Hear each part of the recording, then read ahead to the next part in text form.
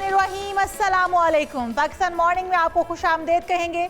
मैं हूं आपकी मेज़बान ईशा अदनान और मैं हूं मोहम्मद जुनैद हरीम। गुड मॉर्निंग, सुबह खैर। उम्मीद करते हैं, दुआ करते हैं कि आपकी सुबह खैरियत से गुजर रही हो। खदशात और खौफ के साए में रात गुजरी है क्योंकि सीज़ फायर का वक्त हो चुका है ख़त्म। अमरीकी सदर डोनाल्ड ट्रंप ने लेकिन ये ऐलान कर दिया है कि ईरान पर मुमकिन हमले रोक दिए गए हैं, जो कि खुशाइन बात है। तो अब लग ही रहा है कि जब तक मुज़ाकरात नहीं होंगे, बमबारी या हमला नहीं होगा। और ये फैसला वो कहते हैं कि पाकिस्तान की आला क़यादत की दरख्वास्त पर किया गया है। और सदर ट्रंप के मुताबिक शहबाज शरीफ और फील्ड मार्शल ने अमेरिका से रब्ता करके कहा है कि ईरान पर हमला ना किया जाए और ईरानी क़यादत की जानिब से भी मुतफ़िका तजावीज़ आने तक सब्र से काम लिया जाए। अब अमरीकी सदर वैसे तो बड़े ही अनप्रडिक्टेबल हैं, कुछ भी कर सकते हैं, कुछ भी कह सकते हैं, लेकिन इस वक्त उन्होंने पाकिस्तानी क़यादत की बात रख ली है। उनकी बात को जो है वो एक बड़ी अहमियत मान रखा है। और अब तब तक जंग बंदी रखी जाएगी जब तक नहीं हो जाती, कोई पेशरफ नहीं हो जाती इस हवाले से, या फिर सीज़ फायर जो है वो मुकम्मल जंग बंदी की तरफ नहीं जाता।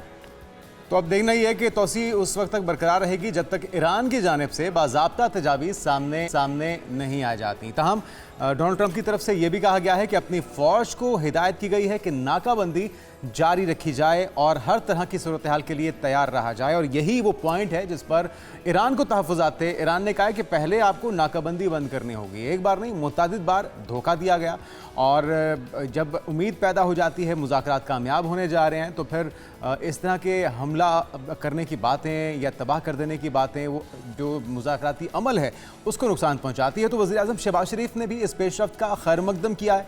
अमरीकी सदर का शुक्रिया भी अदा किया क्योंकि रात गए एक बार फिर से खदशा हो गया था कि कहीं दोबारा से ये जंग शुरू ना हो जाए, दोबारा से तल्खियाँ बढ़ ना जाएँ और वो उम्मीद जो कि पाकिस्तान की कोशिशों से पैदा हुई थी वो कहीं उसका असर ज़ायल ना हो जाए। बिल्कुल ऐसे ही है। और पाकिस्तान ये कोशिश करता रहेगा कि जो अभी के होने वाले मुज़ाकरात थे उनको शेड्यूल करवाया जा सके और फिर ये मुज़ाकरात पाया तकमील तक पहुंचाया जा सके और मुस्तकिल जंग बंदी जो है वही हल है इस खत्ते का।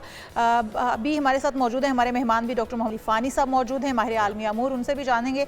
असद हसन सहाफ़ी अमरीका से भी हमारे साथ मौजूद होंगे। साकिब सैयद हैं नुमाइंदा हमारे इस्लामाबाद से, उनसे सूरत हाल भी जानेंगे। तो सबसे पहले साकिब सैयद का रुख कर लेते हैं। साकिब सैयद, आप बताइएगा इस्लामाबाद में, क्योंकि अब तो अभी तक सूरत हाल मुकम्मल तौर पर क्लियर नहीं है कि वफ़द कब तक पाकिस्तान पहुंचेगा और कब तक ये मुज़ाकरात शुरू होंगे। आप बताइएगा, आप क्या मनाज़र देख रहे हैं? क्या अभी भी सिक्योरिटी वैसी ही है?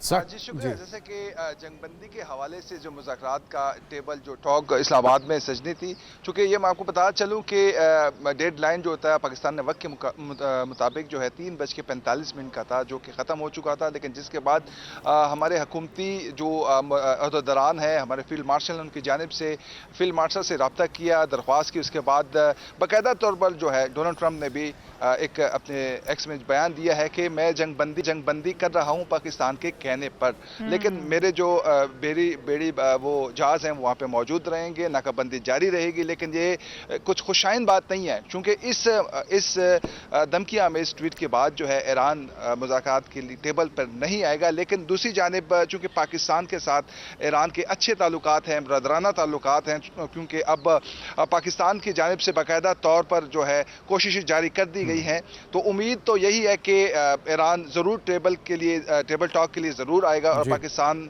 उनका वफूद ज़रूर आएगा।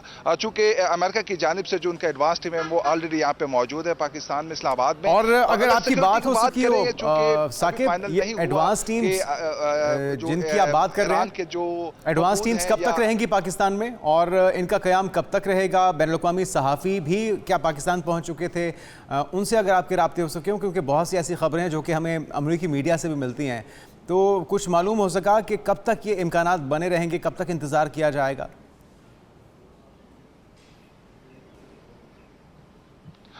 जी देखें, अब उम्मीद तो यही है कि आज का दिन काफ़ी इम्पोर्टेंट दिन है, क्योंकि आज जो डेड लाइन है वो ख़त्म हो चुकी थी, तोसी दे दी है। लेकिन चूँकि पाकिस्तान की जो हमारी टीम है जो वो मुज़ाकरात के बाकायदा तौर पर जो है उनसे बात करेगी, तो मुमकिन तौर पर अगर आज बात होती है तो आज उनके वफूद जो है वो पाकिस्तान आना शुरू हो जाएंगे, जिसके लिए इस्लामाबाद में बाकायदा तौर पर फिल उसी बदस्तूर सिक्योरिटी जो है वो बरकरार है। आप देख सकते हैं कि इस्लामाबाद में मुख्तलिफ मकामात पर जो 2 दिन पहले जो सिक्योरिटी दी गई थी उसी तरह बरकरार है। रोड बंद है, तकरीबन रेड जोन जो है बदस्तूर बंद है, लेकिन बाकी इस्लामाबाद के जो रास्ते हैं जो पिंडी को मिलाता है वो खुले हुए हैं। देखिए जिला इंतजामिया की जानिब से बाकायदा बहुत शुक्रिया। हम आपसे सूरत हाल जानते रहेंगे। सिक्योरिटी के इंतजाम अभी भी उसी तरह से हैं, तैयारियां मुकम्मल हैं, बस बर्फ पिघलने की देर है और लगता यह है कि इस बार पहल अमेरिका को करनी होगी, ब्लॉकेड हटाना होगा और तभी ईरान मुज़ाकरात की टेबल पे एक बार फिर से आएगा। हमारे साथ हमारे मेहमान मौजूद हैं, डॉक्टर मोहम्मद इरफान फ़ानी साहब, असद हसन साहब। फ़ानी साहब, आपसे आगाज़ करेंगे, क्या वजह बनी है? एक बार अच्छे माहौल में मुज़ाकराती दौर हुआ, पहला दौर काफ़ी चीज़ें करीब पहुँच चुकी थी, चले हतमी मुआहिदा नहीं हो पाया, लेकिन दूसरे दौर से पहले ये जो एक माहौल बना चुका है अमेरिका तुंदो तेज़ बयानात की सूरत में, अपने हुर्मस को बंद करने की सूरत में, फिर उनका एक कार्गो जहाज़ भी पकड़ा गया, चाइना पर इल्ज़ाम लगाया गया कि जो कोई तोहफ़ा भेजा गया है, कोई ज़्यादा अच्छी चीज़ें उसमें नहीं हैं। तो ये इस सूरत हाल में कई बार धोखा मिलने के बाद आप समझते हैं कि ये ठीक मौक़िफ़ है, ये सही मुतालबा है ईरान का, या वो भी ओवर प्ले कर रहे हैं, उन्हें भी लचक का मुजाहरा करना चाहिए? देखिए, मैं ये समझता हूँ कि अभी तक जो पहले दौर के बाद जितनी भी सिचुएशन के अंदर ख़राबी पैदा हुई है ना, वो अमेरिका की तरफ से पैदा हुई है। ईरान ने एक इंतहाई सॉफ्ट जेस्चर देते हुए जब उन्होंने स्टेट ऑफ हॉर्मुज़ को खोल दिया था, और ये इस कंडीशन के ऊपर खोला गया था कि जो नेवल ब्लॉकेड है उसको ख़त्म किया जाएगा, लेकिन हम देखते हैं कि डोनाल्ड ट्रंप जो अपनी उस्ताद तबाह जो है उससे मजबूर हैं और उन्होंने सोशल ट्रुथ पे आकर फिर कुछ इस तरह के धमकी अमेज़ जो हैं वो बयानात और ट्वीट्स करना शुरू कर दिए। तो इस वक्त आप न्यूयॉर्क टाइम को पढ़ लें, वाशिंगटन पोस्ट को पढ़ लें या दीगर जितना भी आलमी मीडिया है उसको आप देख लें, तो एक ही चीज़ जो है वो ईरान के लिए सबसे बड़ी कंसर्निंग है, और वो है ट्रस्ट। कि डोनाल्ड ट्रंप ने अमेरिका की जो डिप्लोमेटिक क्रेडिबिलिटी थी ना, उसका सत्यानाश कर दिया है, और ईरान ओपनली अब ये कह रहा है कि हमें अमेरिकन के ऊपर ट्रस्ट नहीं है। और आपको याद होगा कि जब पहला दौर हुआ था और पहले दौर के बाद जब ईरानी वफूद जो है वो वापस जा रहे थे, तो उनको अपना जहाज़ सेंट्रल एशियन कंट्रीज़ के अंदर उतारना पड़ा था, सिर्फ इस वजह से क्योंकि उनको ये शक था कि उनके ऊपर अटैक कर दिया जाएगा। और वाशिंगटन पोस्ट के अंदर जो है वो एक स्टोरी लगी थी जो ये बता रही थी कि क्यों ना इन तमाम निगोशिएटर को हम मर्डर कर दें और इनका कत्ल कर दें। तो जब इस तरह की सिचुएशन बनेगी तो कभी भी आप थ्रेट के साथ और डोमिनेशन के साथ डिप्लोमेसी कर नहीं सकते हैं। सफारतकारी के अंदर कुछ लो कुछ दो की पॉलिसी आपने अपनानी होती है, और आपने अपने मुतालबात सामने रखे और दूसरों ने अपने मुतालबात सामने रखे। इस वक्त जो अमेरिकन मीडिया है वो जो चीज़ पोर्ट्रे करने की कोशिश कर रहा है वो ये कर रहा है कि इस वक्त ईरानियन जो रजीम है ना उसमें एक रिफ्ट आ चुका है, और उस रिफ्ट के अंदर एक तरफ IRGC हमें नजर आती है और दूसरी तरफ उनकी जो पॉलिटिकल जो क़यादत है वो नजर आती है। जब इन दोनों की तरफ से एक यूनिफाइड प्रपोजल आएगा, जब ये दोनों कुव्वतें ईरान के अंदर मुतफिका तौर पर किसी एक प्रपोजल के ऊपर आ जाएंगी, तो हम फिर मुज़ाकरात को आगे और अभी तक के लिए वो मुतफिक नहीं है फ़ानी साहब। अभी तक तो हमें जो खबरें मिल रही हैं वो यही है कि किसी सूरत भी हम शराइत मानने के लिए तैयार नहीं है। ईरानी की आदत ये कहती है, जो कि डोनाल्ड ट्रंप की जानिब से अमेरिका की जानिब से शराइत आई हैं वो उनसे एग्री नहीं करते हैं। हम थोड़ा सा जान लेते हैं, असद हसन साहब भी हमारे साथ मौजूद हैं, सहाफ़ी हैं अमेरिका से। आप असद हसन साहब, अगर थोड़ी सी सूरत हाल हम अमेरिका के अंदर की जान लें, जिस तरह से फ़ानी साहब भी कह रहे हैं कि वहाँ का मीडिया ये रिपोर्ट कर रहा है, और जब बात होती है वहाँ के अमेरिका के मीडिया की, तो डोनाल्ड ट्रंप से ज़्यादा, उनके बयानात से ज़्यादा अमेरिकी मीडिया के ऊपर ट्रस्ट किया जाता है कि वो इस वक्त क्या रिपोर्ट कर रहे हैं। आपको क्या लगता है वहाँ पर कितनी सदाकत है अमेरिकी मीडिया के, जो भी वो बयानात दे रहे हैं लिख रहे हैं उसके अंदर? और अगर ये बताया जा रहा है, जैसा वॉल स्ट्रीट जर्नल ने भी लिखा था कि अमेरिका एक बार फिर से अटैक की तैयारी कर रहा है ईरान के ऊपर, तो क्या इसमें कितनी सदाकत है और अमेरिका वाकई क्या इस तरह की कोई तैयारी कर रहा है? अमेरिका के अंदर की क्या खबरें हैं?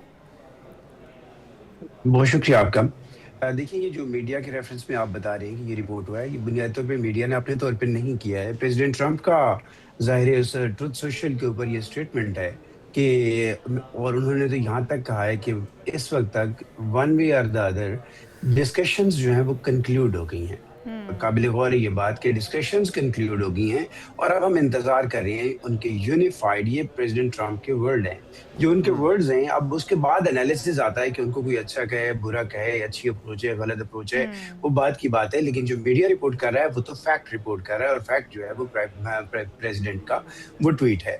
दूसरी बात आपकी, ये दूसरा सवाल ये है कि ये भी कहा जा रहा है कि अमेरिका जंग की तैयारियों में भी है, तो अमेरिका ने तो कभी नहीं कहा कि वो जंग की तैयारियों में नहीं है, बल्कि प्रेसिडेंट ट्रंप तो बार बार ये खबरदार करते आए हैं कि अगर ये डील नहीं होगी तो एक बहुत तबाहकुन जंग जो है वो शुरू हो सकती है। पहले उन्होंने पूरी सिविलाइजेशन के खात्मे की बात की थी और अभी वो कह रहे थे कि हमारे हाथ जो हैं वो ट्रिगर के ऊपर हैं अगर ये जंग ना हुई। और अभी जो लेटेस्ट जंग बंदी खत्म होने के बावजूद अगर उसमें जो एक्सटेंशन हुई है उसमें क्रेडिट पाकिस्तान और पाकिस्तान की लीडरशिप को दिया है प्रेसिडेंट ट्रंप ने कि उन्होंने हमें कहा है कि हम उनसे मुसलसल राब्ते में हैं। सो अब हम इंतजार करेंगे। सो इस वक्त तक उन्होंने कहा है कि हम जेडी वैंस हो या दूसरा जो डेलीगेशन जिसने इस्लामाबाद जाना था उसकी रवानगी को हम होल्ड पे रखे हुए हैं। सो मुझे अंदाजा नहीं है, लेकिन ऑफ कोर्स बराह रास्त पाकिस्तान की जो लीडरशिप है, पाकिस्तान एज मीडिएटर चूंकि दोनों पार्टियों से राब्ते में है, सो और वहाँ पे अभी तक सिक्योरिटी ऑपरेटर्स जो कायम है तो उसकी कुछ रीजन होगी। ये खबर तो इस्लामाबाद से आ सकती है,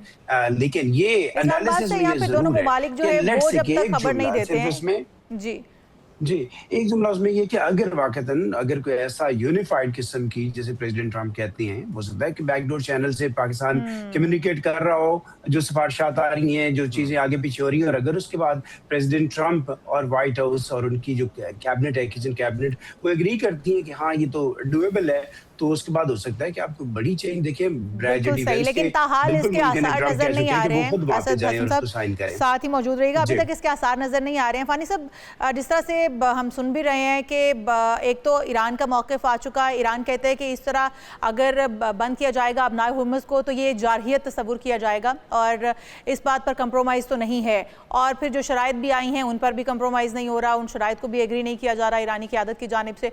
तो फिर अब जो डेडलॉक लगा हुआ है वो तो जूं का तूं बरकरार है।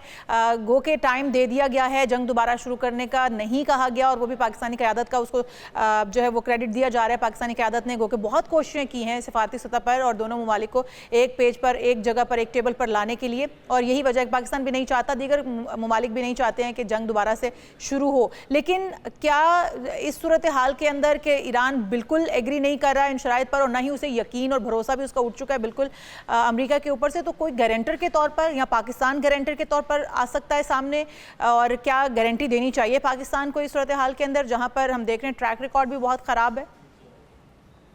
देखें, पाकिस्तान को कभी भी डोनाल्ड ट्रंप की गारंटी तो बिल्कुल भी नहीं देनी चाहिए, और मेरा ख्याल है और पाकिस्तानी क़यादत इसको बहुत अच्छे तरीके और सलीके से समझती है कि हमने दोनों फ्री कैन के मबैन मेडिएशन का रोल प्ले करना है, आर्बिट्रेशन का रोल प्ले नहीं करना। आर्बिट्रेशन के अंदर ये होता है कि आप एक सालिस बन जाते हैं और दोनों फ्री कैन जो हैं वो अल्टीमेटली आपके फैसले को हतमी फैसला समझते हुए कबूल कर लेते हैं, और इसी वजह से वो आपके पास आते हैं। दोनों फ्री कैन पहले आपस में मुत्तफिक होते हैं कि हमें तीसरे फ्री का जो फैसला है वो कबूल होगा। और जो हमारा यहाँ पे पाकिस्तान जो है, सबसे अच्छी बात यह है कि दोनों फ्री कैन जिनके अंदर डायरेक्ट जीरो ट्रस्ट आपको नजर आता है, दोनों का जो ट्रस्ट है वो पाकिस्तान के ऊपर बहुत ज्यादा है, जो फील्ड मार्शल साहब के ऊपर डोनाल्ड ट्रंप, और उधर से हम देखते हैं कि जो ईरान की क़यादत है वो भी फील्ड मार्शल और शहबाज शरीफ के ऊपर पूरा ट्रस्ट करती है। और पाकिस्तान अपनी दिन रात की जो कोशिश कर रहा है वो रंग ला रही है। देखें, 40 साल से ये दोनों ममालिक की राइवलरी चल रही हैं और बहुत सारे इश्यूज हैं। एक जहन में आपने चीज़ रखनी है कि nothing is agreed until everything is agreed, क्योंकि ये जो 10 प्रपोजल्स रखे गए हैं या नुकात या डिमांड ईरान की तरफ से रखी गई हैं, उनमें से 4 नुकात ऐसे हैं जिनका ताल्लुक इकोनॉमी के साथ है। ईरान को एक डील चाहिए है और ईरान वो डील चाहता है जिसके ऊपर उसके ऊपर से सैंक्शन उठा ली जाएं, उसके जितने भी एसेट्स हैं दुनिया के अंदर उनको रिलीज कर दिया जाए। जब ये 2 चीज़ें हो जाएंगी तो फिर जो अमेरिकन डिमांड्स आ रही हैं कि आप स्टेट ऑफ हॉर्मुज़ को खोल दें या जो दीगर यूरेनियम की इनरिचमेंट के हवाले से जो अमेरिकन की डिमांड्स हैं उनके ऊपर ईरान जो है वो अपना रद्द अमल या रिस्पॉन्स देगा। तो इस वक्त कोर्ट जो है ना वो अमेरिका के कोर्ट के बॉल जो है वो अमेरिका के कोर्ट के अंदर है। अब अमेरिकन ने ये डिसाइड करना है, क्योंकि देखें जो लेवरेज ये भी इस वक्त जो डोनाल्ड ट्रंप की तरफ से ट्वीट में पहल हुई है, मैं हमेशा से कहता हूं कि ब्रिंकमैनशिप एक स्ट्रैटेजी होती है आईआर के अंदर कि जब 2 गाड़ियां पूरी रफ्तार के साथ एक दूसरे के सामने से सामने आ रही होती हैं और दोनों ड्राइवर्स ऐसे आ रहे होते हैं कि हम एक दूसरे से टकराने जा रहे हैं, और जिसने पहल कर दी अपने रास्ते को तब्दील करने की तो उसको समझा जाता है ये पसपाई इख्तियार कर रहा है। तो जो डोनाल्ड ट्रंप ने पहले ब्लिंक किया है तो इसका मतलब ये है कि इससे मजीद जो लेवरेज है ईरान को वो हासिल हुआ बिल्कुल है। ठीक है। और इसी पॉइंट को मैं असद हसन साहब की तरफ लेके जाऊंगा। कहने वाले और तज्जियाकार ये कह रहे हैं असद साहब कि शिकस्त फाश तस्लीम कर ली है डोनाल्ड ट्रंप ने, क्योंकि अब वो कह रहे हैं कि जब तक मुज़ाकरात नहीं होते तब तक सीज़ फायर ही तस्वुर किया जाएगा। इससे पहले वो कह रहे थे कि शायद सीज़ फायर को बढ़ाने की ज़रूरत ही पेश ना आए। ये क्या स्ट्रेटजी है? एक तो ये कि वो तुंदुतेज़ बयानात देते हैं, जंग की तैयारी की बात करते हैं और फिर साथ में डिमांड्स भी मुसलसल बढ़ाई जा रही हैं। पहले असल मामला एटमी हथियारों के हुसूल का था, अफसुदाशुदा यूरेनियम को ठिकाने लगाने का था, लेकिन अब उससे हट के मामला या फोकस जो है वो अपना हुरमस दिखाई देता है। गुज़श्ता रोज़ 8 ख़वातीन को जो कि फांसी की मुंतज़िर हैं उनको रिहा करने का मुतालबा भी किया जा रहा है। तो ये मुसलसल जो वादा खिलाफियाँ हैं या जो डिमांड्स में इजाफा है, उनका अंदाज़ बयान है, बार बार ट्वीट कर देना है, चीज़ों को बिगाड़ देना है, ये कितना ख़राब कर रहा है। और अगर दोबारा हमला भी करता है अमेरिका तो अहदाफ क्या होंगे? पिछली बार भी वो तो ये कह रहे हैं कि मिडनाइट हैमर में मैंने सब कुछ तबाह कर दिया था। अगर तबाह कर दिया था नतंज़ फर्दो या दीगर तनसीबात को, तो फिर अब हासिल क्या करना चाहता है दोबारा हमला करके अमेरिका? जी देखिए, प्रेसिडेंट ट्रंप पिछले 17 मिनट में 2 ट्वीट्स कर चुके हैं और ओवरऑल 1 घंटे के अंदर मुतअद्दिद ट्वीट्स। यानी इस वक्त यहाँ पे वाशिंगटन के अंदर, जहाँ पे होपफुली प्रेसिडेंट ट्रंप भी वाशिंगटन में होंगे, 12:20 हो चुके हैं रात के, और पिछले 17 मिनट में यानी आपका प्रोग्राम शुरू होने के बाद उनकी 2 ट्वीट्स आ चुकी हैं। एक में उसमें वो ये कहते हैं कि ईरान फाइनेंशियली कोलैप्स कर रहा है और उनको हमने रोजाना की बुनियाद पे $500 मिलियन का लॉस उठाना पड़ रहा है, और उनकी हालत ये होगी है कि वो अपनी फौज को, अपने से पुलिस को और अपने एम्प्लॉइज को तनख्वाह नहीं दे सकते हैं। और दूसरी में वो एक एंकर को और एक एनालिस्ट को अपलॉड करते हैं कि क्योंकि उन्होंने कहा है कि अमेरिका जीत रहा है। प्रेसिडेंट ट्रंप बड़ी मुश्किल सिचुएशन में इसलिए हैं क्योंकि पॉलिटिकल और एक इकोनॉमिक कास्ट आ रही है इस वार की। आज यहाँ पे जिस स्टेट में हम हैं, यानी वाशिंगटन के एडजेसेंट वर्जीनिया, यहाँ पे रेफरेंडम कह लें स्टेट वाइड था, तो उसमें बेसिकली तो वो रीडिस्ट्रिक्टिंग है, आप कह लें कि नई हल्का बंदी आप कह लें, उस तरह का है जिसमें 4 सीटों का पोटेंशली रिपब्लिकन पार्टी को नुकसान हो सकता है अगले इलेक्शंस में। तो वो जो रेफरेंडम है उसमें डेमोक्रेट्स को कामयाबी हासिल हुई है। इसी तरह उनकी जो रेटिंग है, अप्रूवल रेटिंग, वो 33% पे आ गई है। गैस प्राइसेस ऊपर जा रही हैं, और एक जो ताज़ा तरीन सर्वे है वो ये भी कह रहा है कि जो लोग खासतौर पे प्रेसिडेंट ट्रंप को ये तस्लीम करते थे कि उनकी इकोनॉमिक अप्रोच अच्छी है, उनका इकोनॉमिक एजेंडा ठीक है, वहां से भी ज्यादा अक्सरियत अब ऐसे लोगों की है जो समझते हैं कि उसमें कामयाब नहीं है। ये वो दबाव है जिसकी बुनियाद पे प्रेसिडेंट ट्रंप चाहते हैं कि ये जंग जल्द अज जल्द किसी दबाव तो बिल्कुल समझ में आ रहा है, वो पोस्चरिंग है। अच्छा उसको पोस्चरिंग है, और उसको ईरान भी उस तरीके से इतना अगर ये दबाव है और अपने तौर पे जवाब वो भी देता है। अच्छा साहब, अगर ये दबाव है और इसको मलहूज़े खातिर रखते हुए डोनाल्ड ट्रंप जंग बंद भी करना चाहते हैं, लेकिन लॉन्ग टर्म बेसिस पे हम रिलाय कर सकते हैं कि मुस्तकिल जंगबंदी अमेरिका चाहता है, क्योंकि जो इजरायली दबाव है वो तो ये कभी भी नहीं चाहेगा। उन्होंने जो पिछले 50 साल से या शायद उससे भी ज़्यादा से प्लानिंग कर रखी है, उनका तो सारा प्लान चौपट हो जाएगा अगर डोनाल्ड ट्रंप अपनी बका के लिए या अपने अवाम की खुशनुदी के लिए इस जंग को मुकम्मल, जो 47 साल एक कॉन्फ्लिक्ट है, उसको एक मुआहदे के ज़रिए मुस्तकिल तौर पर अमन में तब्दील करते हैं। $1 मिलियन ये क्वेश्चन है, इसके ऊपर यहाँ पे भी बात हो रही है, एनालिस्ट भी बात कर रही है, मुख्तलिफ राय पाई जाती है। लोग ये समझते हैं कि वाशिंगटन के इस वक्त ये फेवर में नहीं है इन द लॉन्ग टर्म कि इस जंग को मुकम्मल तौर पे बंद किया जाए। शायद प्रेसिडेंट ट्रंप के बारे में ये अप्रोच भी है कि वो चाहते हैं कि इस जो नवंबर के इंतखाबात हैं उससे पहले इस जंग को वाइंड अप कर दिया जाए, और इस हालत में कि अमेरिका ये क्लेम कर सके, वो क्लेम कर सके कि हम जंग जीत गए और हमने ईरान को न्यूक्लियर से और न्यूक्लियर एम्बिशन से बहुत दूर कर दिया, और उसके बाद बड़ी तैयारी के साथ जाए। क्योंकि एनालिस्ट बाज ये समझते हैं कि अमेरिका कभी नहीं चाहेगा कि उस रीजन के अंदर, क्योंकि ईरान अगर इस वक्त जंग बंदी हो जाती है, ईरान पर से कुछ सैंक्शंस हट जाती हैं, वो फाइनेंशियली अपने आप को स्टेबल कर लेता है, तो इसका मतलब ये है कि उस खित्ते के अंदर, उस मिडिल ईस्ट के अंदर ताकत का झुकाव जो है या असर रसूख जो है वो ईरान का इम्प्रूव हो जाएगा, और ईरान जो है वो उसकी बेहतर अलाइनमेंट है चाइना के साथ। सो उसको साउथ के अंदर ग्रेटर साउथ का नारा पहले वाशिंगटन को पसंद नहीं है, और वहां पे अगर एक न्यूक्लियर पावर ना सही लेकिन न्यूक्लियर कैपेसिटी और कैपेबिलिटी रखने वाला मुल्क अगर चाइना के साथ, ये चाइना की हिमायत के साथ खड़ा हो जाता है मजीद, तो अमेरिका के लिए ये मुश्किलात होंगी। तो लोग ये एंटिसिपेट करते हैं कि आगे चल के कोई बड़ी जंग हो सकती है, लेकिन दुआ यही है, उन्हें यही चाहिए कि ये जंग हमेशा के लिए टल जाए। हमारी भी यही है, पाकिस्तान की कोशिश भी यही है, और ईरान भी यही चाहता है, लेकिन अमेरिका को थोड़ा सा समझना होगा, लचक दिखानी होगी। अगर ईरान लचक दिखा रहा है तो फिर लचक अमेरिका को भी दिखानी होगी। आपकी तरफ आऊँगी फानी साहब, जिस तरह से हम देख रहे हैं कि डोनाल्ड ट्रंप का चाइना का दौरा भी है, और अभी मुज़ाकरात ये कामयाब तो नहीं हुए, या दूसरा दौर ये अभी तक नहीं, शुरुआत नहीं हो सकी उसकी। दोनों जानिब से आप देख रहे हैं डेडलॉक लगा हुआ है। आप समझते हैं कि चाइना के दौरे से पहले ये मामला सेटल डाउन हो जाएगा, मुज़ाकरात हो पाएंगे, या फिर ये मुस्तकिल बुनियादों पर जंगबंदी हो पाएगी? देखें, इस वक्त ना 2-3 ऑप्शन जो है ना वो अमेरिका के पास हैं कि अब इस वक्त जिस वक्त डेडलॉक है और गैर मुअय्यना मुद्दत तक के लिए जो सीज फायर है, जंग बंदी जो है, इसको बढ़ा दिया गया है। एक ऑप्शन तो ये है कि वो एक शैडो वॉर जो है ना वो अंडर द टेबल वो जारी रहेगी। एक तरफ से कैरेट एंड स्टिक जो है वो दोनों पॉलिसीज जो हैं एक ही वक्त में आपको कारगर होती हुई नजर आएंगी कि ब्लॉकेट भी जारी है और छोटे मोटे एक दूसरे के ऊपर जो हमलों का साइकिल है वो भी एक दूसरे के ऊपर जारी और सारी रहेगा। दूसरा ये है कि डीकैपिटेशन जो लीडरशिप की है, क्योंकि प्रॉब्लम इस वक्त डोनाल्ड ट्रंप को जो आप उनका ट्वीट भी पढ़ते हैं सीज फायर को बढ़ाने का, तो उसमें वो उनको प्रॉब्लम IRGC से है कि वहाँ की जो यूनिफाइड प्रपोजल के अंदर जो इस वक्त प्रॉब्लम है वो IRGC है और वो लीडरशिप नहीं चाह रही है कि इस वक्त वहाँ पे जंग बंदी जो है वो हो सके और किसी प्रपोजल के ऊपर पहुँचा जा सके।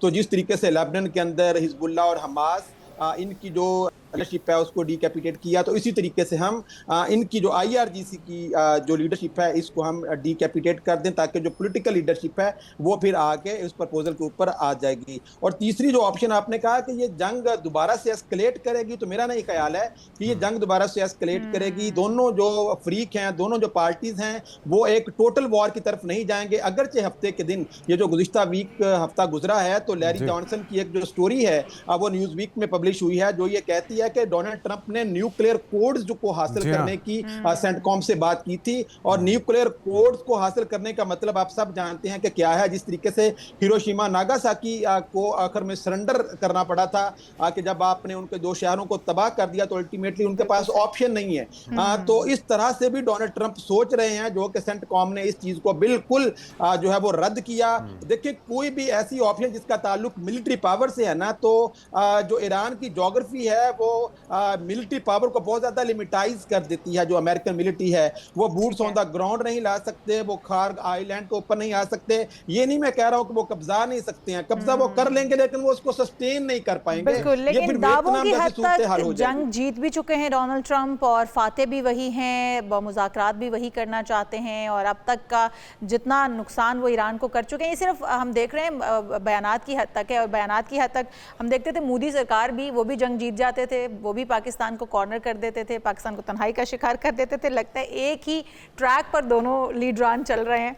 बहुत शुक्रिया, हमारे साथ मौजूद हैं डॉक्टर मोहम्मद इरफान फानी साहब, असद हसन साहब, बहुत शुक्रिया का। हम उम्मीद करते हैं कि मुज़ाकरात कामयाब उम्मीद करते हैं और जब तक मुज़ाकरात नहीं होते, खुशाइन बात यह है कि डोनाल्ड ट्रंप की तरफ से अभी हमलों को रोका गया है। बहरहाल हम देख रहे हैं कि लेक्चर का मुजाहरा ईरान की तरफ से काफ़ी किया गया, लेकिन मुसलसल वादा खिलाफों की वजह से अभी इस वक्त डेडलॉक है। एक ब्रेक के बाद दोबारा आएंगे और इस मामले को किस तरह से सुलझाया जा सकता है उस पर मजीद बात करेंगे। Stay with us. Welcome back. मशरक़ वुस्ता तवज्जो का मरकज़ है। पाकिस्तान सालिसी के लिए मुसलसल कोशिश कर रहा है कि दोनों को कायल किया जाए, एक बार फिर से टेबल पर बिठाया जाए, मामलात को सेटल डाउन किया जाए। लेकिन अब ये लग रहा है कि जो एक मिसट्रस्ट है या डिस्ट्रस्ट है ईरान का अमेरिका के ऊपर, उसकी वजह से बात अभी तक नहीं बन सकी। लेकिन खुशाइन बात यह है कि हमलों से रोक दिया गया है। तो इस वक्त शहर इक़्तिदार जहाँ पे एडवांस टीमें पहले ही पहुँच चुकी थी अमेरिका की, और सिक्योरिटी इंतजाम के हवाले से जायजा लेंगे। उसके बाद फिर हमारे साथ बैनुल-अक़वामी उमूर के माहिर प्रोफेसर डॉक्टर मोनस अहमद साहब भी मौजूद होंगे।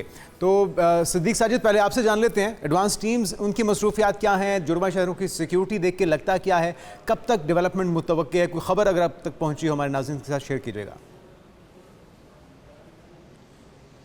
जी, कल हमने आपके प्रोग्राम के तवज्जो से ही बताया था कि पाकिस्तान जंगबंदी के लिए कोशिशें कर रहा है। आखिरकार वो कोशिशें कामयाब हुई और फिर डोनाल्ड ट्रंप का जो है वो ट्वीट जो है वो आया और उसके बाद ही ये जंगबंदी होगी। हालांकि इसको मुस्तरद किया ईरान की जानिब से, लेकिन इसके बावजूद जो है वो पाकिस्तान जो है वो पुरुम्मीद है कि बातचीत के ज़रिए इस मसले का हल जो है वो निकलेगा।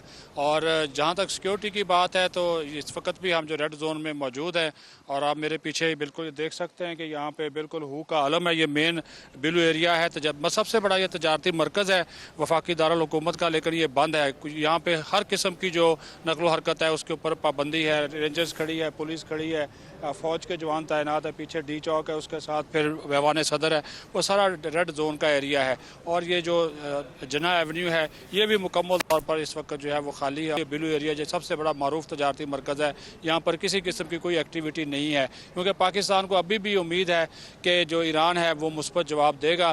क्योंकि जो डोनाल्ड ट्रंप ने बात अपने ट्वीट में कही है वो बड़ी इंपॉर्टेंट। उन्होंने कहा कि पाकिस्तान की जानिब से यकीन दिलाया गया है कि ईरान जो है एक मुतफ़िका तजावीज़ तजवीज़ का जो पैकेज है बिल्कुल सही। वो भेजेगा। तो जब वो आ जाएगा तो उसके बाद फिर जो है वो अमरीकी जो नायब सदर जिन्होंने आज पाकिस्तान पहुंचना था सुबह सुबह, अब उनकी जो आमद है वो भी इल्तवा का शिकार हुई है। अच्छा, इल्तवा का शिकार तो आज हुई की जो है कोशिश है उसका मैं सिद्दीक साजिद। जेडी वेंस ने आना था लेकिन वो अभी नहीं आ रहे, यही खबरें सामने आ रही हैं। जो वफ्द पहले पहुंचा था, क्या उसके हवाले से भी कुछ खबरें हैं कि वो वापस जाएगा या यहीं पर रहते हुए इंतजार किया जाएगा डेलीगेशन के आने का? जी, मेरे ख्याल में आप उनका जो लॉजिस्टिक और सपोर्टिंग स्टाफ है, टेक्निकल स्टाफ है, उसकी आप बात कर रही हैं, तो वो पाकिस्तान में जो है वो मौजूद है, वो अभी वापस नहीं गया। इसी वजह से यहाँ पे जो सिक्योरिटी के इंतजामात हैं वो गैर मामूली हद तक जो है वो सख्त हैं, क्योंकि उनकी जो जिन मकामात के ऊपर उनको ठहराया गया है और काफ़ी बड़ी तादाद में वो लोग हैं, तकरीबन 150 से 200 अफराद हैं, मुख्तलिफ उनके पास आलात हैं, जदीद तरीन सिक्योरिटी सिस्टम है वो उनके पास जो है वो मौजूद है। इसी तरह एक ईरान का एडवांस वफद जो है वो पहुँचा हुआ है, लेकिन उनको जो है वो रावलपिंडी में जो उनका कौंसल खाना है वहाँ पर उनको मुख्तलिफ मकामात के ऊपर ठहराया गया है, और वो निचले लेवल के जो है वो लोग हैं। तो ये तो चीज़ें हुई थी क्योंकि ईरान ने पहले इसके ऊपर एग्री किया था, लेकिन ये बात जो बात बार हो रही है वो यही है कि डोनाल्ड ट्रंप के जो मुसलसल ट्वीट्स आते हैं उसकी वजह से सूरत हाल ख़राब हो जाती है। लेकिन पाकिस्तान की जो सफारती कोशिशें हैं वो कामयाब हुई हैं। इसी वजह से जो है उन्होंने बाकायदा तौर पर नाम लेकर वज़ीर आज़म का और फील्ड मार्शल का ये जिक्र किया कि मैं पाकिस्तान के कहने के ऊपर जो है वो हमला नहीं कर रहा। लेकिन अब सिचुएशन ये भी हो गई, आपको पता है कि जंगबंदी तो खत्म हो गई है, अब डोनाल्ड ट्रंप ने तो उसमें एक्सटेंशन कर दी है, लेकिन ईरान की जानब से इसको मुस्तरद किया गया है। अगर खुदा न खास्ता ईरान की जानब से कोई भी अटैक कर दिया जाता है, जानिब से कहा गया है कि इसको जंगबंदी तस्वुर नहीं किया जाएगा, बल्कि क्योंकि अमरीकी नाकाबंदी की जा रही है अमरीका की जानिब से, तो इसको जारहियत करार दिया जाएगा। हमारे साथ मौजूद रहेगा, हमारे साथ सदीक साजिद मौजूद हैं, प्रोफेसर डॉक्टर मोनिस अहमद साहब हमारे साथ, को भी वेलकम टू शो कहेंगे। प्रोफेसर साहब, जिस तरह से हम देख भी रहे हैं सूरत हाल इस वक्त बिल्कुल नॉर्मल होने पर पहुंच चुकी थी। एक बार फिर से कशीदगी बढ़ रही है, एक बार फिर से दोनों के दरमियान जो बाहमी एतमाद की फ़ज़ा है वो कायम नहीं हो पा रही है। उसकी वजूहात तो यकीनन डोनाल्ड ट्रंप खुद हैं या अमेरिका की जानिब से आने वाले बयानात हैं, डोनाल्ड ट्रंप की जानिब से आने वाले बयानात हैं, लेकिन जो एक अबनाए हुर्मुज़ के ऊपर नाकाबंदी की जा रही है अमेरिका की जानिब से और उसको जारी रखे हुए है अमेरिका। एक तरफ तो सीज़ फायर है, दूसरी तरफ जब अबनाए हुर्मुज़ को खोल दिया गया है ईरान की जानिब से, और वो भी पाकिस्तानी आर्मी चीफ की जानिब से उन्हें कॉल की गई, कहा गया, रिक्वेस्ट की गई और उन्होंने खोल भी दिया पाकिस्तान के कहने पर, लेकिन अमेरिका की जानिब से मजीद वहाँ पर नाकाबंदी की कोशिशें की जा रही हैं, उसको मजीद बढ़ाया जा रहा है। तो क्या इस सूरत हाल में अमेरिका पर, डोनाल्ड ट्रंप पर ट्रस्ट किया जा सकता है? पाकिस्तान को कितना पुरुमीद होना चाहिए? और जेडी वेंस का ना आना इन मुज़ाकरात को अब समझते हैं कि तातुल का शिकार हो गए हैं या दोबारा से आगाज़ किया जाएगा, इनका शेड्यूल जारी किया जाएगा? ये मुज़ाकरात जो हैं ये तो तातुल का शिकार हो चुके हैं, क्योंकि तकरीबन 3 दिन से इस्लामाबाद जो है, जो दारुल-हुकूमत है पाकिस्तान का, वो मफलूज है। और उम्मीद यही थी कि ये मुज़ाकरात जो हैं ये मंगल को शुरू हो जाएंगे और चाहे उसमें कामयाबी हो या ना हो, मगर वो अमल जो है वो जारी रहेगा। वो नहीं हुआ, ना मुज़ाकरात हुए, ना जेडी वेंस साहब आए, ना ईरानी वक्त आया। सीज़ फायर को अमरीकी सदर ने यकतरफा तौर पे उसमें तोसी कर दी है, मगर क्या इसराइल ने तोसी की है? क्योंकि पिछले जो सीज़ फायर उसमें तो इसराइल भी शामिल था, अमेरिका भी शामिल था। क्या ईरान ने तोसी की है? तो ये देखिए, ये मामला बड़े पेचीदा होते जा रहे हैं और इस सिलसिले में पाकिस्तान को ये चाहिए था कि वो जब तक के हतमी तौर पे ईरान की तरफ से जवाब नहीं मिल जाता, तो वो मुज़ाकरात का जो माहौल है, जो मोमेंटम है, उसको शुरू करने की कोई ज़रूरत नहीं थी। अच्छा, एक चीज़ है प्रोफेसर साहब कि पाकिस्तान की तरफ से जो कोशिशें हैं वो तो काफ़ी अरसे से जारी हैं। जिस वक्त सीज़ फायर पहली बार हुआ तब से ही जारी हैं और जो स्पॉयलर्स हैं वो तो अपना किरदार अदा कर ही रहे हैं, लेकिन डोनाल्ड ट्रंप 1 घंटे में मुतादिद ट्वीट्स कर देते हैं और उनके एक ट्वीट से यकसर सूरत हाल तब्दील हो जाती है। जिस वक्त सीज़ फायर हुआ और पहले मुज़ाकराती दौर के बाद भी कोई फ़ोन कॉल आई और मंजर बदल गया। अभी भी कहा जा रहा है कि पिछले 1 घंटे के अंदर 2 से ज़्यादा ट्वीट्स डोनाल्ड ट्रंप कर चुके हैं। तो माहौल तो साजगार था और दोनों तरफ से रजामंदी भी जाहिर की गई थी, लेकिन फिर उसके बाद ये जो जहाज़ पकड़ा गया है, कार्गो जहाज़ पकड़ा गया है और मुसलसल जो बयानात आ रहे हैं उसकी वजह से एक बदएतमादी पैदा हो चुकी है। तो इसमें पाकिस्तान की कोशिशें जो हैं वो तो बहरहाल यही है कि किसी तरीके से बर्फ़ को पिघलाया जा सके। नहीं, बर्फ़ को पिघलाने के लिए तो ज़रूरी होता है कि जिसको हम कहते हैं अंग्रेजी में पॉलिटिकल विल, वो ज़रूरी है। एतमाद सादिक का फुकदान वो नज़र आता है। मगर इसमें अमेरिकी सदर का ज़ाहिर है बहुत बड़ा इसमें किरदार है कि वो आज कुछ कहते हैं, कल कुछ कहते हैं, सुबह कुछ कहते हैं, शाम को कुछ कहते हैं। अब इतनी अहम पोजीशन पे एक साहब जो है अमेरिकी सदर डोनाल्ड ट्रंप, वो इसमें बैठे हुए हैं, और उसकी वजह से देखिए ईरान का ये कहना था कि अमेरिका ने उसका नेवल ब्लॉकेट क्यों किया, ये बैनुल-अक़वामी क़वानीन की खिलाफ वर्जी है। अगर ईरान ने इस तरह से किया तो वो भी गलत था, अमेरिका ने किया वो भी गलत है। बिल्कुल। तो इस सूरत में सीज फायर जो है, जो सीज फायर है, ये मसले का हल नहीं है। दुरुस्त। मसले का हल ये है कि दोनों फरीकैन जो हैं वो लचक दिखाएं, खासतौर पे अमेरिका, क्योंकि धमकियों की जबान और फिर ये कहना कि हम ईरान को सफ़े हस्ती से मिटा देंगे और ये कर देंगे वो कर देंगे, तो इससे हालात जो है पाकिस्तान की अच्छा, अभी पोजीशन को आपको इसमें प्रोफेसर साहब क्या लग रहा है, embarrassing क्योंकि है, दोनों embarrassment तरफ से हमलों का तो कहा गया, लेकिन अभी ये हमले रुके हुए हैं। गुज़िश्ता रोज़ IRGC के सरबराह की तरफ से कतर में, UAE में, सऊदी अरब में, तमाम गल्फ़ कंट्रीज़ में कहा गया कि फ़ौरी तौर पे तमाम लोग ये ममालिक छोड़ दें, क्योंकि जो रिएक्शन होगा अगर कोई हमला होता है तो वो बहुत ही शदीद होगा। तो आपको क्या लगता है कि पहल किसकी तरफ से हो सकती है, कौन हमला करेगा, और जो भी हमला करेगा फिर जिम्मेदारी तो उसी पर होगी इस मुज़ाकराती अमल को, इस सीज़ फायर को मुतासिर करने की?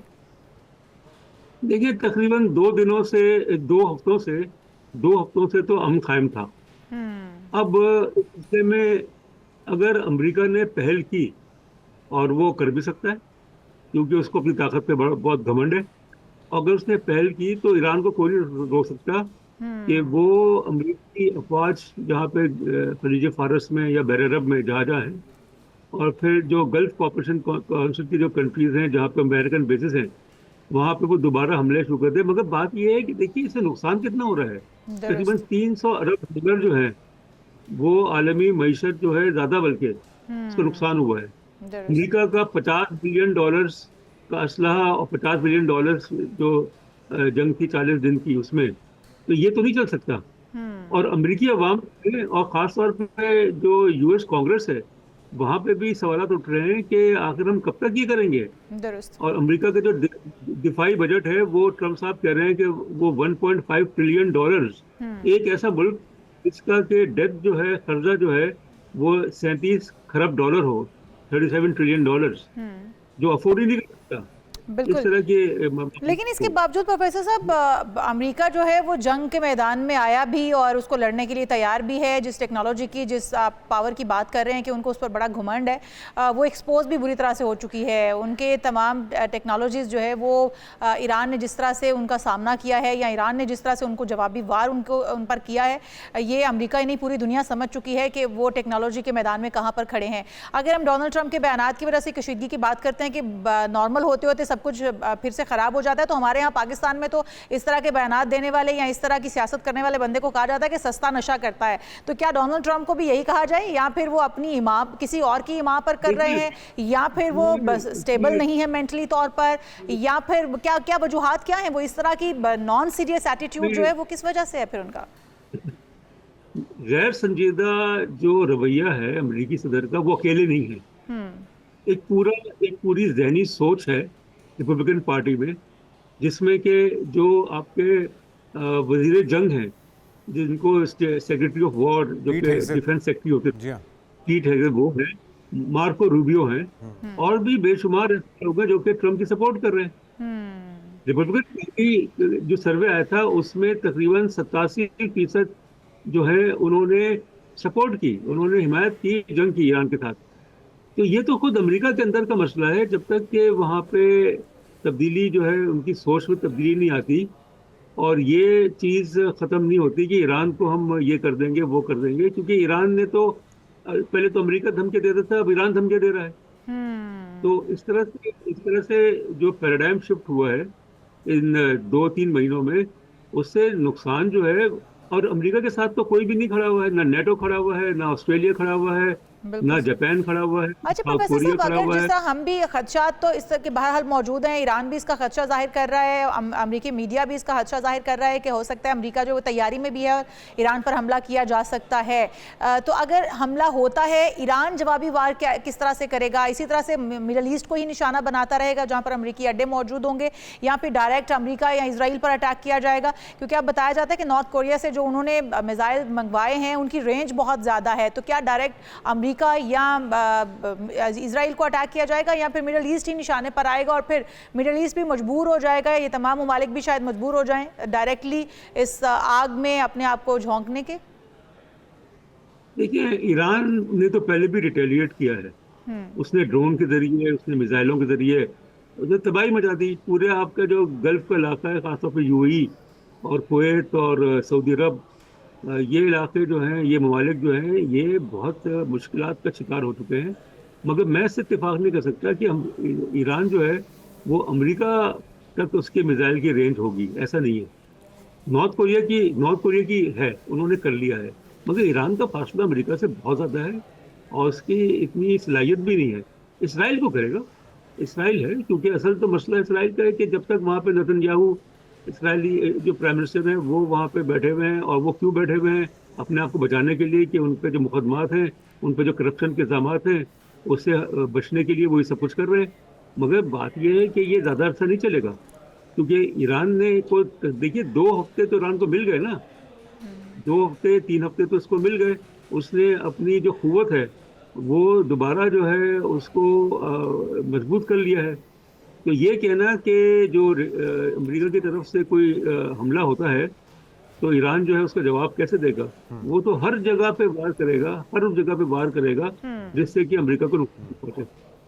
अच्छा, अगर फ़र्ज़ किया मुआहिदा हो जाता है, अगर हम बहुत ज़्यादा ऑप्टिमिस्टिक होकर सोचते हैं, पुरुमीद हो जाते हैं जो पाकिस्तान की कोशिशें हैं, और अभी तक जितने भी तज्ज़ियाकार हैं, आपकी राय भी हम जानना चाहेंगे कि दोबारा से एक नई शिद्दत के साथ जंग शुरू करना दोनों ममालिक के मफाद में नहीं है। तो आपके ख़्याल में ख़ित्ते में क्या तब्दीलियाँ रुनुमा होने जा रही हैं? पाकिस्तान के अंदर क्या तब्दीली आ सकती है अगर वो सैंक्शंस हट जाएँ, अगर उनके फ्रीज़ हुए अकाउंट्स को अनफ्रीज़ कर दिया जाए, ट्रेड शुरू हो जाए ईरान की, उनकी एक्सपोर्ट शुरू हो जाएं, तो क्या तब्दीलियाँ रुनुमा होंगी इस खित्ते में? देखिए, ये तो एक बहुत ही मुस्बित सोच है जी, कि अगर ऐसा हो जाए, अगर वैसा हो जाए, तो इसमें कोई, मेरे ख्याल में there is no harm in कि इंसान जो है इसकी सोच मुस्बित हो, मगर जमीनी हक़ाइक़ भी तो देखने चाहिए कि ये दोनों ममालिक जो है, खासतौर पर अमेरिका इतने आगे चला गया है, इसराइल इतने आगे चला गया है कि वहाँ से पीछे हटना। और फिर ये कि नेवल ब्लॉकेट क्यों किया आपने, ईरानियन पोर्ट्स का नेवल ब्लॉकेट क्यों किया? क्यों आप ईरान को धमके दे रहे हैं? क्यों आप ये कह रहे हैं कि अगर ईरान ने हमारी शरायत नहीं मानी तो ये होगा, वो होगा? तो इससे इस तरह से बातें जो है ना वो खराब होती हैं, उससे मसला हल नहीं होता, उससे तनाज़ जो है वो और उलझ जाते अच्छा, हैं। बुनियादी अगर एतराज़ की बात की जाए प्रोफेसर साहब, तो वो एटमी हथियारों का हुसूल है, उस पर भी लचक दिखाने को तैयार है ईरान, उस पर बात करने को तैयार है। अफज़ुदा यूरेनियम उसको किस तरह से ठिकाने लगाना है, मुंतकिल करना है, या वहीं पे उसकी जो शिद्दत है उसमें कमी लेकर आनी है, उसके ऊपर भी बात करने को तैयार है। यहाँ तक कि ओमान में होने वाले मुज़ाकरात में तो अपनी यूरेनियम की अफजुदगी को सिफर पर लाने पर भी कहा जा रहा था कि ईरान आमादा हो चुका है। ये आबना हुर्मस का मामला तो अब दरमियान में आ गया, इससे पहले तो हर चीज़ पे ईरान लचक भी दिखा रहा था, बात भी कर रहा था। तो फिर वजह क्या है इस डेडलॉक की, आपके क्या लग रहा है? ईरान ने लचक जो है वो 1 साल पहले भी दिखाई जी, यानी जून 2025 में जब जेनीवा में मुज़ाकरात हो रहे थे अमेरिका ईरान के दरमियान, जौहरी उस पर, और अभी हो रहे थे फरवरी में हो रहे थे, तो ईरान की तो पोजीशन बड़ी वाज़ेह थी। अमेरिका जो है वही 2015 के मुआहदे से निकला, जब डोनाल्ड ट्रंप सदर बने। क्यों निकला भाई? उसमें तो था कि ईरान यूरेनियम की एनरिचमेंट जो होती है, जो ईरान को एक तरह से इन्होंने मजबूर किया 2018 के बाद, जब डोनाल्ड ट्रंप जब सदर थे, कि वो अपनी यूरेनियम की अरेंजमेंट जिसको तैयार हो गया था कि उसको नीचे ले आएगा, वो 60% से ज़्यादा की हो गई। अब 60 और 90% के दरमियान यूरेनियम की अरेंजमेंट होती है, तो उसमें फिर ये होता है कि आप जौहरी धमाका कर सकते हैं। और ये भी खबरें आई हैं कि जौहरी धमाका ईरान ने किया है। देखिए, बेशक आयतुल्लाह खुमैनी साहब ने कहा था, या खामनी साहब ने कहा था कि एटमी हथियार रखना जो है वो ये है, वो गलत है, मगर आप जब मजबूर करेंगे तो ईरान जो है वो भी नॉर्थ कोरिया की तरह जो है एनपीटी से निकल जाएगा। बिल्कुल। और अगर आज ईरान एटमी पावर होता तो शायद अमेरिका या इजराइल इस तरीके से धावा नहीं बोल सकते थे, इतनी आजादाना तरीके से उन पर अटैक नहीं कर सकते थे। क्या कहना चाह रहे थे प्रोफेसर साहब आप? ईरान को तो मजबूर किया जा रहा है कि वो रास्ता चुने जिसके वो हक में नहीं था। अगर ये मुज़ाकरात होते रहते जेनीवा में जो हो रहे थे 2025 में, 2026 में, और अमेरिका ईरान पे ईरान पे हमला नहीं करता, तो बात यह है कि अमेरिका ने ही तकरीबन 47 साल से ईरान पे पाबंदी लगाई हुई। 8 साल जो जंग ईरान इराक की जो जंग हुई 80 से 88 तक, उसमें अमेरिका ने इराक की मदद की खुल के। क्या बिगाड़ लिया ईरान का? कुछ नहीं बिगाड़ सके। अभी देखिए 27 फरवरी तक ये हालत थी कि ईरान की जो हुकूमत थी, जो regime थी, एक तो अमेरिका ने 47 सालों से सैंक्शंस में रखा, पाबंदियां लगाए रखी, और बार जंग के बादल जो है वो मंडलाते रहे अमेरिका की जानिब से ईरान पर, और ईरान को कभी भी सुख का सांस नहीं लेने दिया। इसके बावजूद ईरान ने अपने आप को मजबूत किया, फाइनेंशियली भी स्टेबल किया, और अपने आप को उन हालात से भी लेस किया जो कि इस वक्त की ज़रूरत बन चुके हैं उनके लिए भी, उनकी बका के लिए भी। बहुत शुक्रिया प्रोफेसर डॉक्टर मोहनस अहमद साहब हमारे साथ मौजूद है, माहिर बैन अल-अक़वामी अमूर, और हम इसी तरह से आपको अपडेट रखेंगे। लेकिन यहाँ पर शामिल करेंगे एक ब्रेक के बाद दीगर इश्यूज पे बात करेंगे। हमारे साथ रहिए। प्रोग्राम में एक बार फिर से आपको खुशामदीद कहते हैं नाजरीन, और आपको बताएं कि आज दुनिया भर में वर्ल्ड अर्थ डे मनाया जा रहा है, और ये एक ऐसा दिन है जो हमें याद दिलाता है कि ये जो ज़मीन है ये सिर्फ हमारा मस्कन नहीं है बल्कि हमारी बका की ज़मानत भी है। लेकिन सवाल ये है कि क्या हम खुद अपनी ही ज़मीन के दुश्मन बनते नहीं जा रहे? क्या हमने अपनी ज़मीन की उस तरह से हिफाजत की है जिस तरह से करनी चाहिए थी? और माहिरीन भी ये कहते हैं कि इंसानी सरगर्मियाँ जैसे कि सनती आलूदगी है, जंगलात की कटाई है और बेकाबू शहरी फैलाव है, ये कुराए अर्ज़ के तवाज़ुन को तेज़ी से बिगाड़ रहे हैं। बिल्कुल बिगाड़ रहे हैं, और इसमें हम खुद भी हिस्सा डाल रहे हैं। दुनिया इस वक्त क्लाइमेट चेंज का सामना कर रही है, मौसमियाती शिद्दत बढ़ती जा रही है, पानी की किल्लत भी हम हर साल देखते हैं, और फिर उसमें ज़्यादती भी देखते हैं जब सैलाब आ जाता है। तो हयातियाती तनू के खात्मे जैसे संगीन ख़तरात से इस वक्त हम उसका सामना कर रहे हैं, और हर साल यही होता है। हर साल हम तब्दीलियाँ भी देखते हैं, अहद भी करते हैं, इस पर डिबेट्स भी देते हैं, माहिरीन की राय भी लेते हैं। मुझे आज भी याद है कि पिछले साल भी शायद हमने डॉक्टर ज़ैनब नईम साहिबा को भी लिया था। बहुत से मशवरे, बहुत सी तजावीज़ सामने आई थी, हुकूमत के करने के काम क्या है, और हम इंडिविजुअली एज ए शहरी इस दुनिया के क्या कर सकते हैं। ये सारी चीज़ें आज भी हम ज़ेर गौर लेकर आते हैं, क्योंकि वर्ल्ड अर्थ डे है, हमारी भी कोई ज़िम्मेदारी है। जिस तरह से ये ज़मीन हमें बहुत कुछ देती है, तो बदले में हमें भी कुछ ना कुछ पे बैक तो करना चाहिए। तो वेलकम कहेंगे डॉक्टर ज़ैनब नईम साहिबा, मेंबर क्लाइमेट चेंज कमेटी आप हैं। आज बहुत अहम दिन है, और ज़मीन की अहमियत तो हम सभी जानते हैं, लेकिन उसको तबाह करने में भी हम सब कहीं ना कहीं किरदार अदा कर रहे हैं। क्या गलतियां हो रही हैं? और ये जो अभी हम देख रहे हैं अप्रैल के अंदर जो हमने देखा कि बारिशों का स्पेल भी चलता रहा, जो हिद्दत हम पहले सालों में महसूस करते थे उसमें चेंजिंग महसूस हो रही है। तो ये जिस तेज़ी से चेंजिंग आ रही है, इसके असरात आने वाले कुछ सालों में कितने तबाहकुन हो सकते हैं? जी, इस साल जो अर्थ डे है उसका थीम भी यही है, आर पावर आर प्लैनेट, यानी कि हम लोगों में ही ये ताकत है कि हम इसकी जो तबाही हो रही है उसको रिवर्स कर सकें। अभी भी टाइम नहीं गुजरा। देखिए, इस साल हमने बिल्कुल अप्रैल में देखा कि वेस्टर्न डिस्टर्बेंसेस डिलेड हुई और टेम्परेचर को एकदम फर्क पड़ा। लेकिन अभी आज की बात करूं एटलीस्ट लाहौर, इस्लामाबाद, पिंडी में टेम्परेचर जो है वो इतना शदीद ज़्यादा है, अब नॉर्मल है, और ह्यूमिडिटी में भी बहुत ज़्यादा, जब नमी भी ज़्यादा होती है तो वो मज़ीद महसूस होती है गर्मी। तो अचानक से गर्मी आ रही है, और अभी 2 दिन पहले की एक और हिस्सा चाहिए कि समंदरों में इतना ज़्यादा का हीट जो है वो समंदरों की अपनी जो गर्मी की लेयर होती है वो इतनी ज़्यादा बढ़ गई है कि उससे मज़ीद दुनिया में मज़ीद गर्मी आएगी। और फिर सुपर एल नीनो भी प्रेडिक्ट किया जा रहा है। सुपर एल नीनो भी यही है कि आइंदा आने वाले कुछ महीनों में गर्मी की शिद्दत में मज़ीद इजाफा होगा, ड्राइनेस होगी, और इसके अलावा अगर बारिशें होती भी हैं तो शदीद होगी। ये सारा क्लाइमेट चेंज है जो इंसानों की एक्टिविटीज की वजह से हो रहा है। और अनफॉर्चुनेटली अभी आप जो बात कर रहे थे, पिछले साल भी हम यही बातें कर रहे थे, और इस साल भी शायद हम यही बातें दोहरा रहे हो, क्योंकि जिस तरह से चेंजेस आनी चाहिए थी इमरजेंसी की सिचुएशन को देखते हुए, ये क्लाइमेट चेंज, उस तरह से हम लोगों ने अपनी गवर्नेंस में तब्दीली नहीं की। बल्कि आज भी हम बात कर रहे हैं कि कहाँ पे हम बड़े बड़े रियल एस्टेट के प्रोजेक्ट्स लगा सकते हैं, बजाय इसके कि हमें अपने जंगलात को कैसे प्रिजर्व करना है। तो ये एक अनफॉर्चुनेट सिचुएशन। बिल्कुल डॉक्टर साहब, ये भी बताइएगा, जिस तरह से हमने इसकी वजूहात तो बहुत सारी हैं, लेकिन जो नुकसानात हैं उन पर बात की कि पानी की कमी होती जा रही है, बारिशें तो ज़्यादा होती हैं, गर्मी की शिद्दत बढ़ जाती है, या फिर बारिशें कम होती हैं, खुश्कसाली का खदशा बढ़ जाता है। इसके साथ ही साथ हम देखते हैं कि बहुत सारे चरिंद परिंद जो कि खूबसूरती थे, अल्लाह ताला की तख्लीक, जो कि हमें हर जगह फैली हुई नज़र आती थी, जिसमें चिड़ियाँ थी, बुलबुलें, जुगनू और तोते, मतलब इस तरह के वो परिंदे जो कि हमें आम तौर पर उड़ते हुए नज़र आते थे। अब अगर बिल्कुल वो भी बहुत ही खूबसूरत परिंदा था वो भी, जिसकी लंबी सी चोंच और ऊपर एक टेल सी भी नज़र आती थी, तो वो अब हमें सारी चीज़ें मादूम नज़र आती हैं। उसकी क्या वजूहात हैं? क्या क्लाइमेट चेंज ही उस पर भी असरअंदाज हो रहा है या वजूहात कुछ और हैं?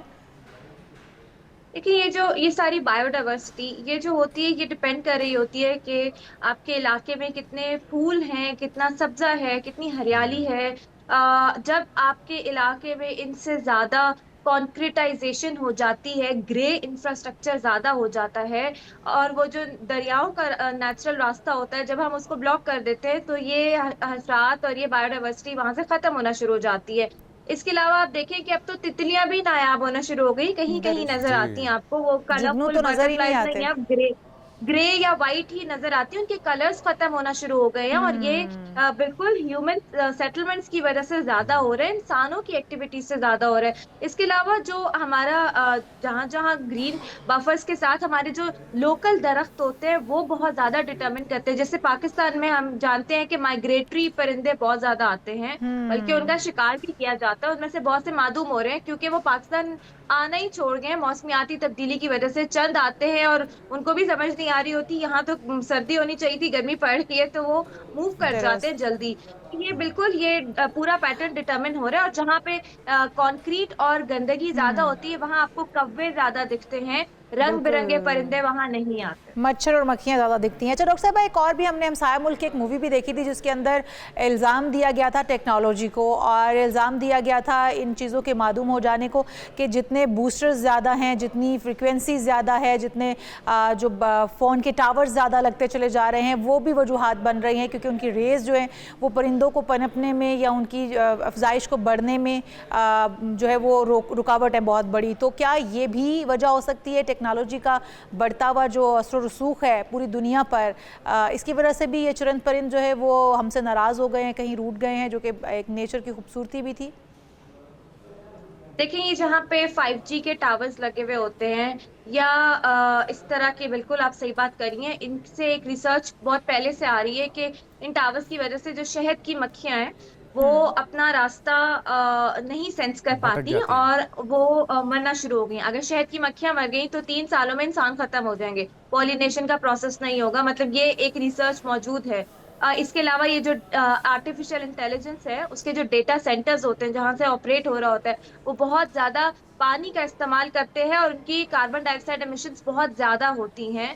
तो बिल्कुल इनका इम्पैक्ट है, और इसीलिए कहा जाता है कि टेक्नोलॉजी का होना बहुत जरूरी है, लेकिन एक बैलेंस में हो कि जहां हम टेक्नोलॉजी को फरोग करें, वहां हम एनवायरनमेंट और माहौलियात की भी उसको भी फरोग उसी तरह से दें, ताकि एक बैलेंस पे रह के इत्तेदाल के साथ हम चलें, तवाज़ुन रखें इन चीजों में। तो दोनों चीजें हम साथ लेकर चल सकते हैं। ये कोई ऐसी चीज नहीं है कि टेक्नोलॉजी हम ना करें और एनवायरनमेंट जो है उसी को बचाते रहें। ये साइड बाय साइड चलना चाहिए। अच्छा, इसको किस तरह से यकीनी बनाया जाएगा?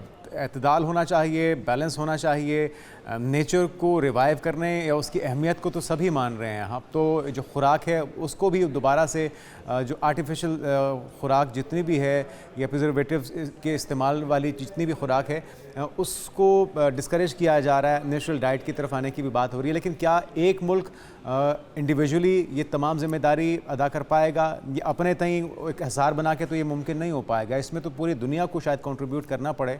और फिर बार बार पाकिस्तान भी ये बात करता है कि हमारा इस क्लाइमेट चेंज की तबाही में इतना किरदार नहीं है जितना हमें उसके असरात का सामना करना पड़ रहा है। इनिशिएटिव कौन लेगा? क्योंकि अभी तो इस वक्त जो दुनिया में माहौल बना हुआ है, हम तो एक बड़ी जंग की तबाही से दुनिया को बचाने के लिए लगे हुए हैं।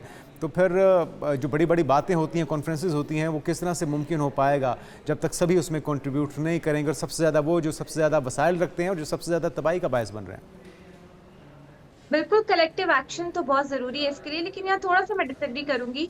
हम लोग जानते हैं, आप कह रहे हैं कि हमें अवेयरनेस है, मुझे लगता है अभी भी वो अवेयरनेस का लेवल शायद नहीं है। देखिए, इसकी मिसाल आपके सामने मौजूद है। हमारे जब तक इन्वायरमेंट क्लाइमेट चेंज डेवलपमेंट का हिस्सा नहीं बनेगा, तब तक जब हम ही एक्शन नहीं ले पाएंगे तो हम दुनिया को कैसे बोल सकते हैं। और मेरे ख्याल से ये बात भी अब पुरानी होती जा रही है कि पाकिस्तान का हिस्सा नहीं है। पाकिस्तान का हिस्सा अपने मुल्क में बहुत ज्यादा है क्लाइमेट चेंज की तबाही लाने में। बिल्कुल सही। इंक्रोचमेंट, जंगलात काट देना, बड़े अभी मैं बात कर रही थी, बड़े बड़े इंफ्रास्ट्रक्चर को हम तरजीह देते हैं बजाय इसके कि अब नेशनल पार्क्स हैं, हमारे प्रोटेक्टेड एरियाज हैं। कितने लोगों को पता है कि कौन से इलाके हमारे प्रोटेक्टेड एरियाज है जहाँ कंस्ट्रक्शन अलाउड नहीं होनी चाहिए, वो क्योंकि नेचर को प्रिजर्व करना है। तो इस चीज के हवाले से जो है ना, अब मेरे ख्याल से अवेयरनेस अवाम में भी नहीं है और हमारे पॉलिसी मेकर्स में भी उस हिसाब से वो लेवल नहीं है। तो ठीक इसलिए है, इसकी ये जरूरत है वक्त कि की हम ज़रूरत अपने भी बन चुके हैं डॉक्टर ज़ैनब साहिबा, और इस पर काम जो है वो होना चाहिए। हर बड़े को अपने हिस्से के दरख्त लगाने चाहिए ताकि वो कल को तनावर दरख्त बन के वो पौधे आपको ऑक्सीजन भी फराहम करेंगे, माहौलियात को माहौली तब्दीली जो इस वक्त माहौलियात की आ रही है उसमें भी अपना किरदार अदा करेंगे। बहुत शुक्रिया डॉक्टर ज़ैनब नईम साहिबा, मेंबर क्लाइमेट चेंज कमेटी हमारे साथ मौजूद थी। यहाँ शामिल करेंगे एक ब्रेक, आप कहीं मत जाएगा, stay with us. Welcome back. Lahore में इस वक्त मौसम गर्म है, लाहौर ही नहीं बल्कि पंजाब के बेशतर हिस्सों में यही सूरत हाल है, और पाकिस्तान में भी एक हिद्दत और शिद्दत गर्मी की महसूस की जानी शुरू हो चुकी है, क्योंकि अभी तक मौसम काफ़ी मोतदिल था और हम देख रहे थे कि नमी का एलिमेंट महसूस हो रहा था, खुनकी थी रात में।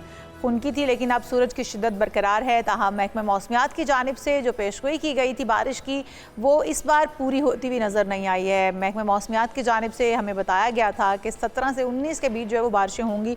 वो स्पेल जो दाखिल होना था वो कहाँ रूट गया, कहाँ रह गया, वो बारिश का के जो इम्कानात थे वो कैसे नहीं हो पाई बारिश, इस पर भी बात करेंगे। लेकिन सबसे पहले हम मुल्तान से आसिफ बलोच हैं जो कि हमें मौसम का अहवाल बताएंगे, और मुल्तान वैसे भी अपनी गर्मी की वजह से मशहूर भी है। कितनी गर्मी है, क्या टेम्परेचर है आसिफ मुल्तान में, और शहरी फिर किस तरह से इस असर को ज़ायल करने के लिए क्या खा पी रहे हैं? जी जुनेद और इशाल, बिल्कुल ऐसा ही है। मुल्तान में गर्मी का जो ज़ोर है वो एक दफ़ा दोबारा से शुरू हो गया है, और मुल्तान तो मशहूर ही है ज़ाहिर है गर्मी के लिए, और हम तो ये हैरान थे कि अप्रैल आ गया लेकिन गर्मी नहीं आई, लेकिन अब जो है वो गर्मी का ज़ोर शुरू हो गया है। मुल्तान में गुज़श्ता दिनों में जो ज़्यादा बारियाँ हुई थी, कम अज़ कम एक हफ़्ते में 3 से 4 दिन मुसलसल ज़्यादा बारी हुई, उसके साथ साथ बारिशों का सिलसिला जारी रहा, जिससे मौसम जो है वो थोड़ा सा ठंडा रहा था, जिससे जो किसान हैं उनको मुश्किलात का तो सामना करना पड़ रहा था, लेकिन जो आम शहरी थे वो खुश थे क्योंकि जो गर्मी का ज़ोर था वो टूट चुका था। लेकिन अब जैसे ही बारिशों का सिलसिला ख़त्म हुआ है तो मुल्तान में जो दर्जा हरारत है वो एक दफ़ा दोबारा बढ़ना शुरू हुआ है। आज भी मुल्तान में जो महकमा मौसमियात के मुताबिक ज़्यादा से ज़्यादा दर्जा रिकॉर्ड किया गया है वो 36 डिग्री सेंटीग्रेड तक रिकॉर्ड किया गया है, लेकिन वो फील्स लाइक 40 हो रहा है। तो अभी से ही गर्मी जो पड़ना शुरू हो गई है, तो अभी ज़ाहिर है मई, जून, जुलाई, अगस्त आना है, और मुल्तान के शहरी हमेशा ही तैयार रहते हैं जो बार बार यहाँ पर चाहे वो यही तलकीन। बहुत शुक्रिया आसिफ बलोच, आप हमें मुल्तान की सूरत हाल से आगाह कर रहे थे। हम ओवरऑल जानेंगे। हमारे साथ इरफान वरिक साहब मौजूद हैं, डेप्यूटी डायरेक्टर मेट हैं। आप वेलकम टू शो कहेंगे आपको। इरफान वरिक साहब, अगर आपको याद हो तो 17 से पहले आपने कहा था कि बारिशें होने जा रही हैं 17 से 19 के बीच, तो वो बारिशें कहाँ रह गई? हमने तो देखा कि टेम्परेचर बल्कि बढ़ गया है और एक शिद्दत महसूस की जा रही है गर्मी की। देखिए जी, बारिशें जो है वो 16 तारीख को जो सिस्टम एंटर हुआ था उसने बलाई खैबर पख्तूनख्वा और जो शुमाल मशरक़ी बलूचिस्तान, इस्तान, इसके अलावा पंजाब के जो वलाई इलाके जिनमें इस्लामाबाद, रावलपिंडी और खिता पठवार के इलाके जितने भी हैं, यहाँ पर बारिश की, कश्मीर में बारिश हुई, इसके अलावा टीबी में बारिश हुई। अलगरज जो हमारे जो मैदानी इलाके हैं वहाँ पर चंद मकामात पर बारिश देखने को मिली, ज़्यादा बारिश नहीं हुई। ताहम क्योंकि ऑलरेडी ये एक्सपेक्टेड था कि ये बारिश तो होगी, लेकिन इससे जो टेम्परेचर हैं या वो आपको टेम्परेचर उस तरह के नहीं मिलेंगे जैसे कि जो मिलते हैं आपको फरवरी में या मार्च में, क्योंकि अब ये अप्रैल का महीना आ चुका है, तो यहाँ पर टेम्परेचर्स जो है ना वो अब राइजिंग ही होंगे, गर्मी की शिद्दत में इजाफा होगा। गो कि आपको एक और स्पेल जो है वो आने वाले दिनों में आप देखेंगे कि मगरबी इलाके जो होंगे पाकिस्तान के, जिनमें कोरम और कोयटा, यूब और ये इलाके होंगे, इसके अलावा बलाई खैबर पख्तूनख्वा के इलाके होंगे, चित्राल, दीर, सवात, अदरवाइज जो हमारे जो मैदानी इलाके होंगे यहाँ पर गर्मी बरकरार रहेगी। अच्छा। वो के चंद एक मुकाम पर डस्ट स्टॉर्म वगैरह आ सकता है, आंधी हो सकती है, हवाएं चल सकती हैं, लेकिन गर्मी की शिद्दत जो होगी वो आपकी जो जनूबी पंजाब, वस्ती पंजाब और मैदानी इलाके जितने, लाहौर और इसके गिरदोनवा के इलाके जितने भी होंगे, यहाँ पर गर्मी जो है ना वो बरकरार रहेगी। अच्छा, अगले कुछ बादल अरसे भी में आएंगे, तवक्को की जा सकती है बारिश की, या अभी इंतजार करना होगा मजीद? देखिए अभी कोई बारिशों का इतना बहुत बड़ा स्पेल नहीं आ रहा। ये वाला जो अभी कोई आएगा आने वाले दिनों में, ये चंद मकामात पर कहाँ कहीं लोकलाइज्ड जो है वहाँ पर कोई आंधी वगैरह कोई बारिश हो सकती है, उससे टेम्परेचर में कोई बहुत ज़्यादा फर्क नहीं पड़ना। ठीक है। अच्छा, ये भी बताइएगा कि प्री मॉनसून का आगाज़ कब से हो जाएगा बाकायदा तौर पर, और क्योंकि गर्मियों में तो बारिशों की ज़रूरत होती है। पिछली बार हमने देखा बारिशें इंतहा से ज़्यादा हो चुकी थी जब पानी भी नहीं संभल रहा था। इस बार बारिशों की फोरकास्ट क्या है गर्मियों के सीज़न के अंदर, मानसून के अंदर और प्री मानसून के अंदर? देखिए जो है प्री मानसून तो आएगा जाके 10 जून के बाद, तो उसमें जो है ना कोई आपको अच्छी बारिश मिल जाएगी। इसके अलावा जो है जो मानसून जब आएगा जुलाई, अगस्त और सितंबर में, उनमें भी बारिशें हो जाया करती हैं। लेकिन ये जो आपका है अप्रैल का महीना और मई का महीना, इसमें बारिशों वाले स्पेल तो आएंगे, लेकिन इससे गर्मी जो है वो ख़त्म नहीं होगी कि गर्मी जो है आपको वो पहले वाली मिल, यानी कि टेम्परेचर जो है ना वो पहले वाले मिल जाए। अच्छा। अब टेम्परेचर राइजिंग ही रहेंगे और मुख्तलिफ इलाकों में आपको गर्मी ही और कोई ख़ास इंडिकेशन हीट वेव की या गर्मी की शिद्दत में कोई गैर मामूली इजाफा किन किन इलाकों में हो सकता है? देखिए अभी अगर आप देखें ना तो सिंध में जो नॉर्मल टेम्परेचर्स जो हैं वो भी वही जो है वो 40 डिग्री सेंटीग्रेड तक चले जाया करते हैं इन दिनों में। तो अभी भी ऐसा ही है, मुख्तलिफ इलाकों में 40 है, किसी इलाके में 43 है, 44 तक भी मिठी में रिकॉर्ड किया गया है। तो ये अभी जो टेम्परेचर्स हैं ये आपके जनूबी पंजाब और जो सिंध के इलाके हैं यहाँ पर 40 की रेंज में चल रहे हैं और आपको गर्मी महसूस होगी, लेकिन ये नॉर्मल से बहुत ज़्यादा नहीं हुए जो कि हीट वेव का क्राइटेरिया है। तो हीट वेव कोई ऐसी जो है ना अभी नहीं जा रही। ठीक है। अच्छा वर्क साहब, ये जो फोरकास्ट की जाती है महकमे मौसमियात की जानिब से, आपके डिपार्टमेंट की जानिब से, ये ऑल ओवर पाकिस्तान की जाती है, मुख्तलिफ इलाकों के हिसाब से की जाती है, किस तरह से फोरकास्ट की जाती है? क्योंकि जब आपने लास्ट टाइम हमें बताया था लाहौर में भी बारिश ही थी और इसके गिरदोनवा में भी बारिश ही थी, लेकिन हमने देखा कि लाहौर और उसके गिरदोनवा में कहीं बारिश नहीं हुई है। पिंडी का आप बता रहे हैं कि वहाँ पर यहाँ पोटोहार के इलाकों में बारिश हुई है। तो ये फोरकास्ट जो की जाती है ऑल ओवर की जाती है या फिर स्पेसिफिक एरियाज़ की फोरकास्ट होती है? देखिए ये हम जो फोरकास्ट करते हैं ये पूरे पाकिस्तान के लिए करते हैं और एरियाज़ के लिए भी करते हैं। फिर हमारे जो रीजनल सेंटर्स हैं उसको टेलर करके लोकल फोरकास्ट वो इशू करते हैं। जी ठीक है, बहुत शुक्रिया, बहुत शुक्रिया, बहुत शुक्रिया। इरफान साहब हमारे साथ मौजूद थे, डेप्टी डायरेक्टर मैट, और यहाँ पर शामिल कर लेते हैं। अभी हीट वेव का तो खदशा नहीं है, लेकिन टेम्परेचर इसी तरह से आपको बढ़ते हुए मिलेंगे, शिद्दत मिलेगी इनके अंदर। तो आप खुद से जो एहतियाती तदाबीर अपना सकते हैं वो अपना लें, क्योंकि छोटे बच्चों को, बड़ों को ज़्यादा जल्दी गर्मी लग जाती है, तो उनके लिए एहतियात की जाए। और वैसे भी गर्मी बढ़ रही है तो आपको इसके लिए लोड शेडिंग के लिए भी तैयार रहना है। एलानिया और गैर एलानिया दोनों लोड शेडिंग का सिलसिला भी बढ़ता हुआ दिखाई दे रहा है, साथ भारी भरकम बिलों के लिए भी तैयार रहना होगा। यहाँ पर एक शामिल करते हैं ब्रेक, आप कहीं मत जाएगा, stay with us. Welcome back. एक बार फिर से आपको खुशामदीद कहते हैं नाजरीन। और आपने ये तो सुना होगा कि इल्म हासिल करो चाहे तुम्हें चीन जाना पड़े, यानी कि ना तो कोई हदबंदी है, ना कोई बॉर्डर्स की बंदिश है। इल्म हासिल करने के लिए ना कोई उम्र की कैद है, कभी भी किसी भी वक्त और कहीं पर भी इल्म से आप अपने आप को रोशनास करा सकते हैं। इल्म का समंदर जो है उसमें आप डुबकी लगा सकते हैं। तो ये साबित कर दिखाया है मुजफ्फरगढ़ के एक नौजवान कहूँ मैं, 55 साल मुजफ्फरगढ़ के शख्स हैं, जो भी है काबिल तारीफ है। 55 साल ये गुलाम कादिर हैं, और गुलाम कादिर इनका नाम है। 9वीं जमात के इम्तिहानात में ये शरीक हुए हैं। सबसे पहले तो काबिल तहसीन है ये काविश, ये जज्बा।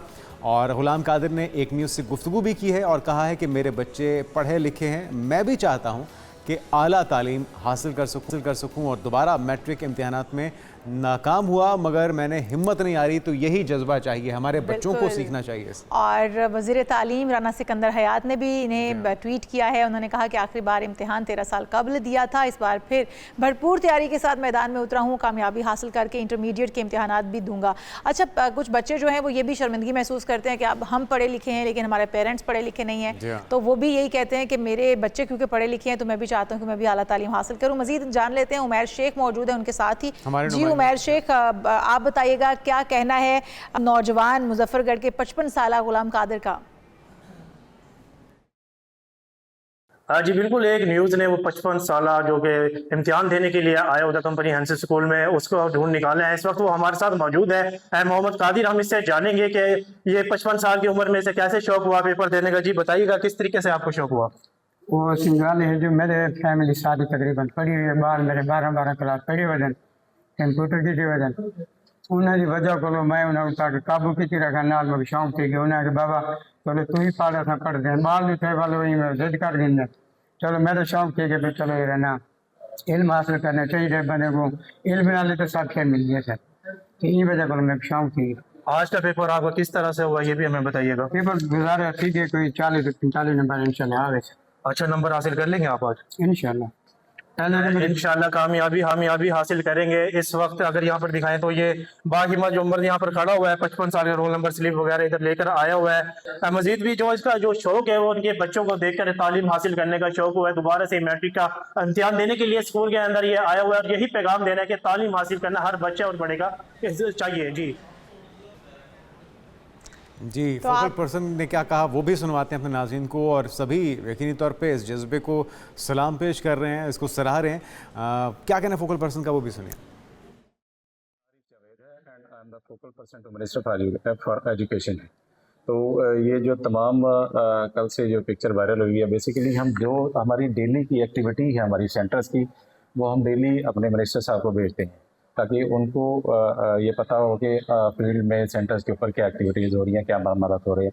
और इसी चीज़ को मद्देनज़र रखते हुए कुछ डाटा हमने इनसे भी लिया था। ये बहुत ज़्यादा खुश थे ट्रांसपेरेंसी के हवाले से, सेंटर की परफॉर्मेंस से, और मैं समझता हूँ कि ये पंजाब गवर्नमेंट की जीत है, सुपर CM मरियम नवाज़ साहबा की जीत है, उनके विजन की जीत है, राना सिकंदर हयात साहब के विजन की जीत है। मैं बहुत शुक्रिया अदा करता हूँ आप तमाम लोगों का जिन्होंने हमारे पैगाम को माजी में भी आगे पहुंचाया और इस ट्रांसपेरेंसी के मैसेज को फर्दर आगे भी पहुंचाएंगे इंशाल्लाह। बिल्कुल जी, हम बहुत बहुत मुबारकबाद देना चाहेंगे मुजफ्फरगढ़ के इस गुलाम कादिर को और हमारी बेस्ट विशेज़ हैं। इंशाल्लाह अल्लाह पाक इनको कामयाबी दे और जज्बा जो है वो आपका इसी तरह से ज़िंदा होना चाहिए। और अगर आपके अंदर जज्बा है, लगन है, तो फिर उम्र कोई भी हो आप बिल्कुल आप फ़र्क नहीं पड़ता, फिर आप मैदान मार लेते हैं। अब आगे बढ़ते हैं और एक और मैदान की बात करें तो वो सजा हुआ है पाकिस्तान सुपर लीग सीज़न 11 का मैदान, जिसमें मुल्तान सुल्तान्स ने रावलपिंडी को 6 विकेटों से शिकस्त देकर 2 अहम पॉइंट्स हासिल कर लिए हैं और टेबल पर भी दूसरे नंबर पर पहुंच चुके हैं। रावलपिंडीज़ ने टॉस जीतकर पहले बैटिंग करने का फैसला किया और मुकर्रर 20 ओवर्स में 4 विकेटों पर 166 रन स्कोर किए, लेकिन फिर भी हम देखते हैं कि नाकाबिल शिकस्त इनिंग्स भी उन्होंने खेली। कुछ प्लेयर्स अच्छे भी उनके अंदर हैं, बिल्कुल अच्छे हैं, इसके बावजूद हार उनका मुकद्दर ठहर रही है। तो हमाद सिद्दीकी साहब हमारे साथ मौजूद हैं। दीगर मैचेस दीगर टीम्स की बात भी करेंगे, लेकिन क्या वजह है हमाद भाई कि रावलपिंडी मुसलसल 8वीं शिकस्त, ये शिकस्त का जो गर्दाब है उससे निकल नहीं पाई? थैंक यू, बहुत बहुत शुक्रिया। सबसे पहले जो आपने स्टोरी अभी ब्रेक की 55 साल की, उस पर मैं अगर है जज्बा तामीर जिंदा तो किस चीज़ की हम में कमी है। हाँ जी, और यही चीज़ तमाम टीम होती है कि अगर आप हार ना माने तो आप कहीं ना कहीं आप डिलीवर जरूर करते हैं। लेकिन क्या हो रहा है मुल्तान सुल्तान, क्या हो रहा है रावलपिंडीज़ के साथ, क्या हो रहा है कराची किंग्स के साथ, वहाँ पे जज्बा तामीर कहाँ से आएगा ये नहीं समझ आ रही। क्योंकि अगर रिजवान की परफॉर्मेंस देखी जाए कैप्टन, तो कुल 21 में से 20 मैचेस वो हार चुके हैं बहैसियत कैप्टन। और इसी पाकिस्तान सुपर लीग की बात की जाए तो 8 के 8 मैचेस था। तो नजर आ रहा है कि टीम जैलिन नहीं हो पाई। बेशक बड़े नाम है, लेकिन as a unit Rizwan as a captain उनसे डिलीवर नहीं करवा रहे। तो कैप्टनसी के ऊपर सवालिया निशान, प्लेयर्स की परफॉर्मेंस के ऊपर तो है ही है, लेकिन कैप्टन वो कहते हैं लीडिंग फ्रॉम द फ्रंट, किसी ना किसी एक मैच में कप्तान जो है वो मैच विनिंग परफॉर्मेंस दे दे, तो वो भी नहीं नजर आई। इंडिविजुअल की तो हम बात करेंगे। कल के मैचेस की बात कर लें तो लाहौर कलंदर जी, आपसे लास्ट टाइम बात हुई थी आप दोनों से, आप लाहौर कलंदर को बैक कर रहे थे इस्लामाबाद यूनाइटेड के मैच उनके भी हालात बुरे ही हैं। मैंने याद रखा था। जी हाँ, तो मैंने कहा आपको हवाला उसका जरूर दूंगा। देखें, हमने बहुत कोशिश की भुलाने की, लेकिन आपने फिर याद करवा दिया हमाद भाई। कोई नहीं, हम टीम बदल लेंगे। ये भी सही है। पिंडी ले लीजिएगा आप। हाँ नहीं, पिंडी तो बिल्कुल भी नहीं, लेकिन ये है कि हम देखेंगे कि इस वक्त किसकी पोजीशन बेहतर है, या फिर हम दुआ करेंगे कि लाहौर वालों को हिदायत आ जाए। बिल्कुल ऐसी बात। लेकिन लाहौर की हिदायत की बात करें, मुझे कैप्टनसी के ऊपर थोड़ा सा इमेच्योरिटी ये नजर आती है शाहीन शाह अफरीदी की, कि उनके जहन में पता नहीं किसने ये बात पिरो दी है कि वो ऑलराउंडर है। वो सिकंदर रजा से पहले बैटिंग करने आ रहे हैं, एक आध और बड़े नाम है जो उनसे अच्छा बैटिंग कर सकते हैं, लेकिन वो 1-2 साल पहले उन्होंने पाकिस्तान सुपर लीग में 3 छक्के लगा दिए थे, तो उसके बाद से शायद शाहिद खान आफरीदी जो उनके फादर इन लॉ भी हैं, उन्होंने शायद उनके जहन में ये डाल दिया कि वो आप ऑलराउंडर बन सकते हैं। भाई बन सकते हो, लेकिन बन जाओ तब वो रोल अदा करो, अभी आप नहीं बने हो तो टीम के लिए सोचें कि टीम के लिए क्या बेहतर है। अगर हम टीम की बात करें, जैसे हम कहते हैं पेशावर ज़ल्मी, मुल्तान सुल्तान, ये पहली 2 टीमें जो पेशावर ज़ल्मी ने तो क्वालिफाई कर लिया, कल का मैच जीत के मुल्तान सुल्तान भी कदरे काफी मुस्तहकम पोजीशन में। अब जंग हो रही है बाकी टीम के लिए, जिसमें इस्लामाबाद यूनाइटेड है, हैदराबाद है, अच्छा क्वेटा है। आप कह रहे हैं हमाद भाई कि पेशावर ज़ल्मी ने और मुल्तान सुल्तान ने तो अपनी पोजीशन बेहतर कर ली है। पेशावर ज़ल्मी तो टॉप पोजीशन पर है, मुल्तान सुल्तान भी दूसरी पोजीशन पर है, तो फिर बाकी टीमों की बाद में बात करते हैं। क्या आप समझते हैं कि आखिरी जो फाइनल टाकरा होगा वो भी इन्हीं दोनों टीमों के दरमियान हो सकता है, या फिर अभी भी कोई और टीम है जो कि आ सकती है मद्दे मुकाबिल? देखिए, क्वालिफायर्स और एलिमिनेटर्स से आगे जाएंगे तब फाइनल में पहुंचेंगे। अभी मराइल है उनके कि फाइनल तक अभी पहुंचा, मैचेस उन्होंने और खेलने होंगे तब जाके वो पहुंचेंगे। पहली टीम जो एलिमिनेटर खेलेगी वो जीत जाएगी तो डायरेक्ट फाइनल में जाएगी, और फिर उसके बाद से हम बाकी टीमों का देखेंगे कि कौन सी प्रोसीड करती है। लेकिन सक्सेस स्टोरी अगर देखी जाए पेशावर ज़ल्मी की, तो बाबर आजम मैं कहूँगा कि हैट्स ऑफ। 2 साल का अर्सा लगा उनको, उनसे कोचेज ने गलत मैं कहूँगा कि प्लानिंग की। एक प्लेयर उसकी अपनी एक टेक्निक है, उसका अपना एक अंदाज है, लेकिन मैं कहूँ कि आप 360 डिग्री अपनी टेक्निक को चेंज कर लें और इस अंदाज में खेलें। जो मुझे भी पता है, मैं फॉर्मर क्रिकेटर हूँ, मैं प्रोफेसर की बात कर रहा हूँ मोहम्मद हफीज़ की, जिन पे ये इल्ज़ाम भी है कि उन्होंने बाबर आजम को मुख्तलिफ अंदाज में खेलने को कहा, जो कि वो बाबर आजम का खेलने का अंदाज नहीं था। तो ये क्रिकेटर अगर इस तरह गलत असेसमेंट कर रहा है तो फिर नॉन क्रिकेटर से तो हम जो भी एक्सपेक्ट करें कम है। तो ये मोहम्मद हफीज़ का बहुत बड़ा कसूर है कि उन्होंने बाबर आजम की गेम को चेंज करने को कहा, और फिर हमें नजर आया कि 2 साल के अरसे में बाबर आजम जो है नहीं डिलीवर कर पा रहे थे। 67 इनिंग्स के बाद बाबर आजम ने सेंचुरी स्कोर की।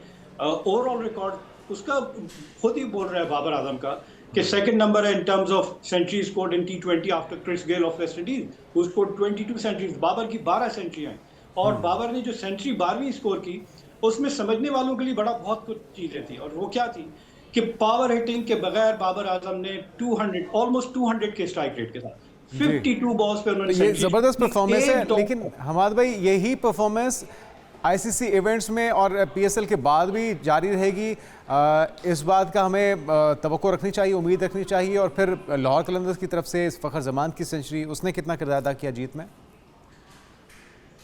देखिए, जब एक आपकी फॉर्म बहाल हो जाती है, आपका कॉन्फिडेंस आ जाता है, तो आपकी ऑब्वियसली परफॉर्मेंस बेहतर होती हुई नजर आती है। बाबर इससे पहले, हमें 2 साल से पहले बाबर और रिजवान टॉप ऑर्डर में बड़ा अच्छा डिलीवर कर रहे थे।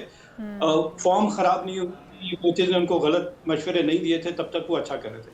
तो मेरा ख्याल है कि आप बाबर को बाबर के अंदाज में खेलें, लेकिन बाबर को इस अंदाज में खेलने के लिए बाबर के अराउंड, जिस तरह कुशाल मेंडिस बैटिंग कर रहे हैं बाबर के साथ, तो बाबर को ऐसा पार्टनर चाहिए जो उन पे से बर्डन हटा दे, ताकि बाबर शीट एंकर का रोल अदा करें, थ्रू आउट 20 ओवर्स बैटिंग करें और बाकी उनके अराउंड बैटिंग करके दिखाएं, तो वो 200 प्लस हर मैच में उनकी टीम लगा सकती है।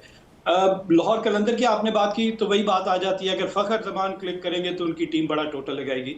तो बाकी जो 11 प्लेयर है, बाकी जो 10 प्लेयर है, उनका क्या रोल है? एक फ़खर जमान के ऊपर अगर आप रिलाई करेंगे, मुझे बड़ी डिसअपॉइंटमेंट हो रही है।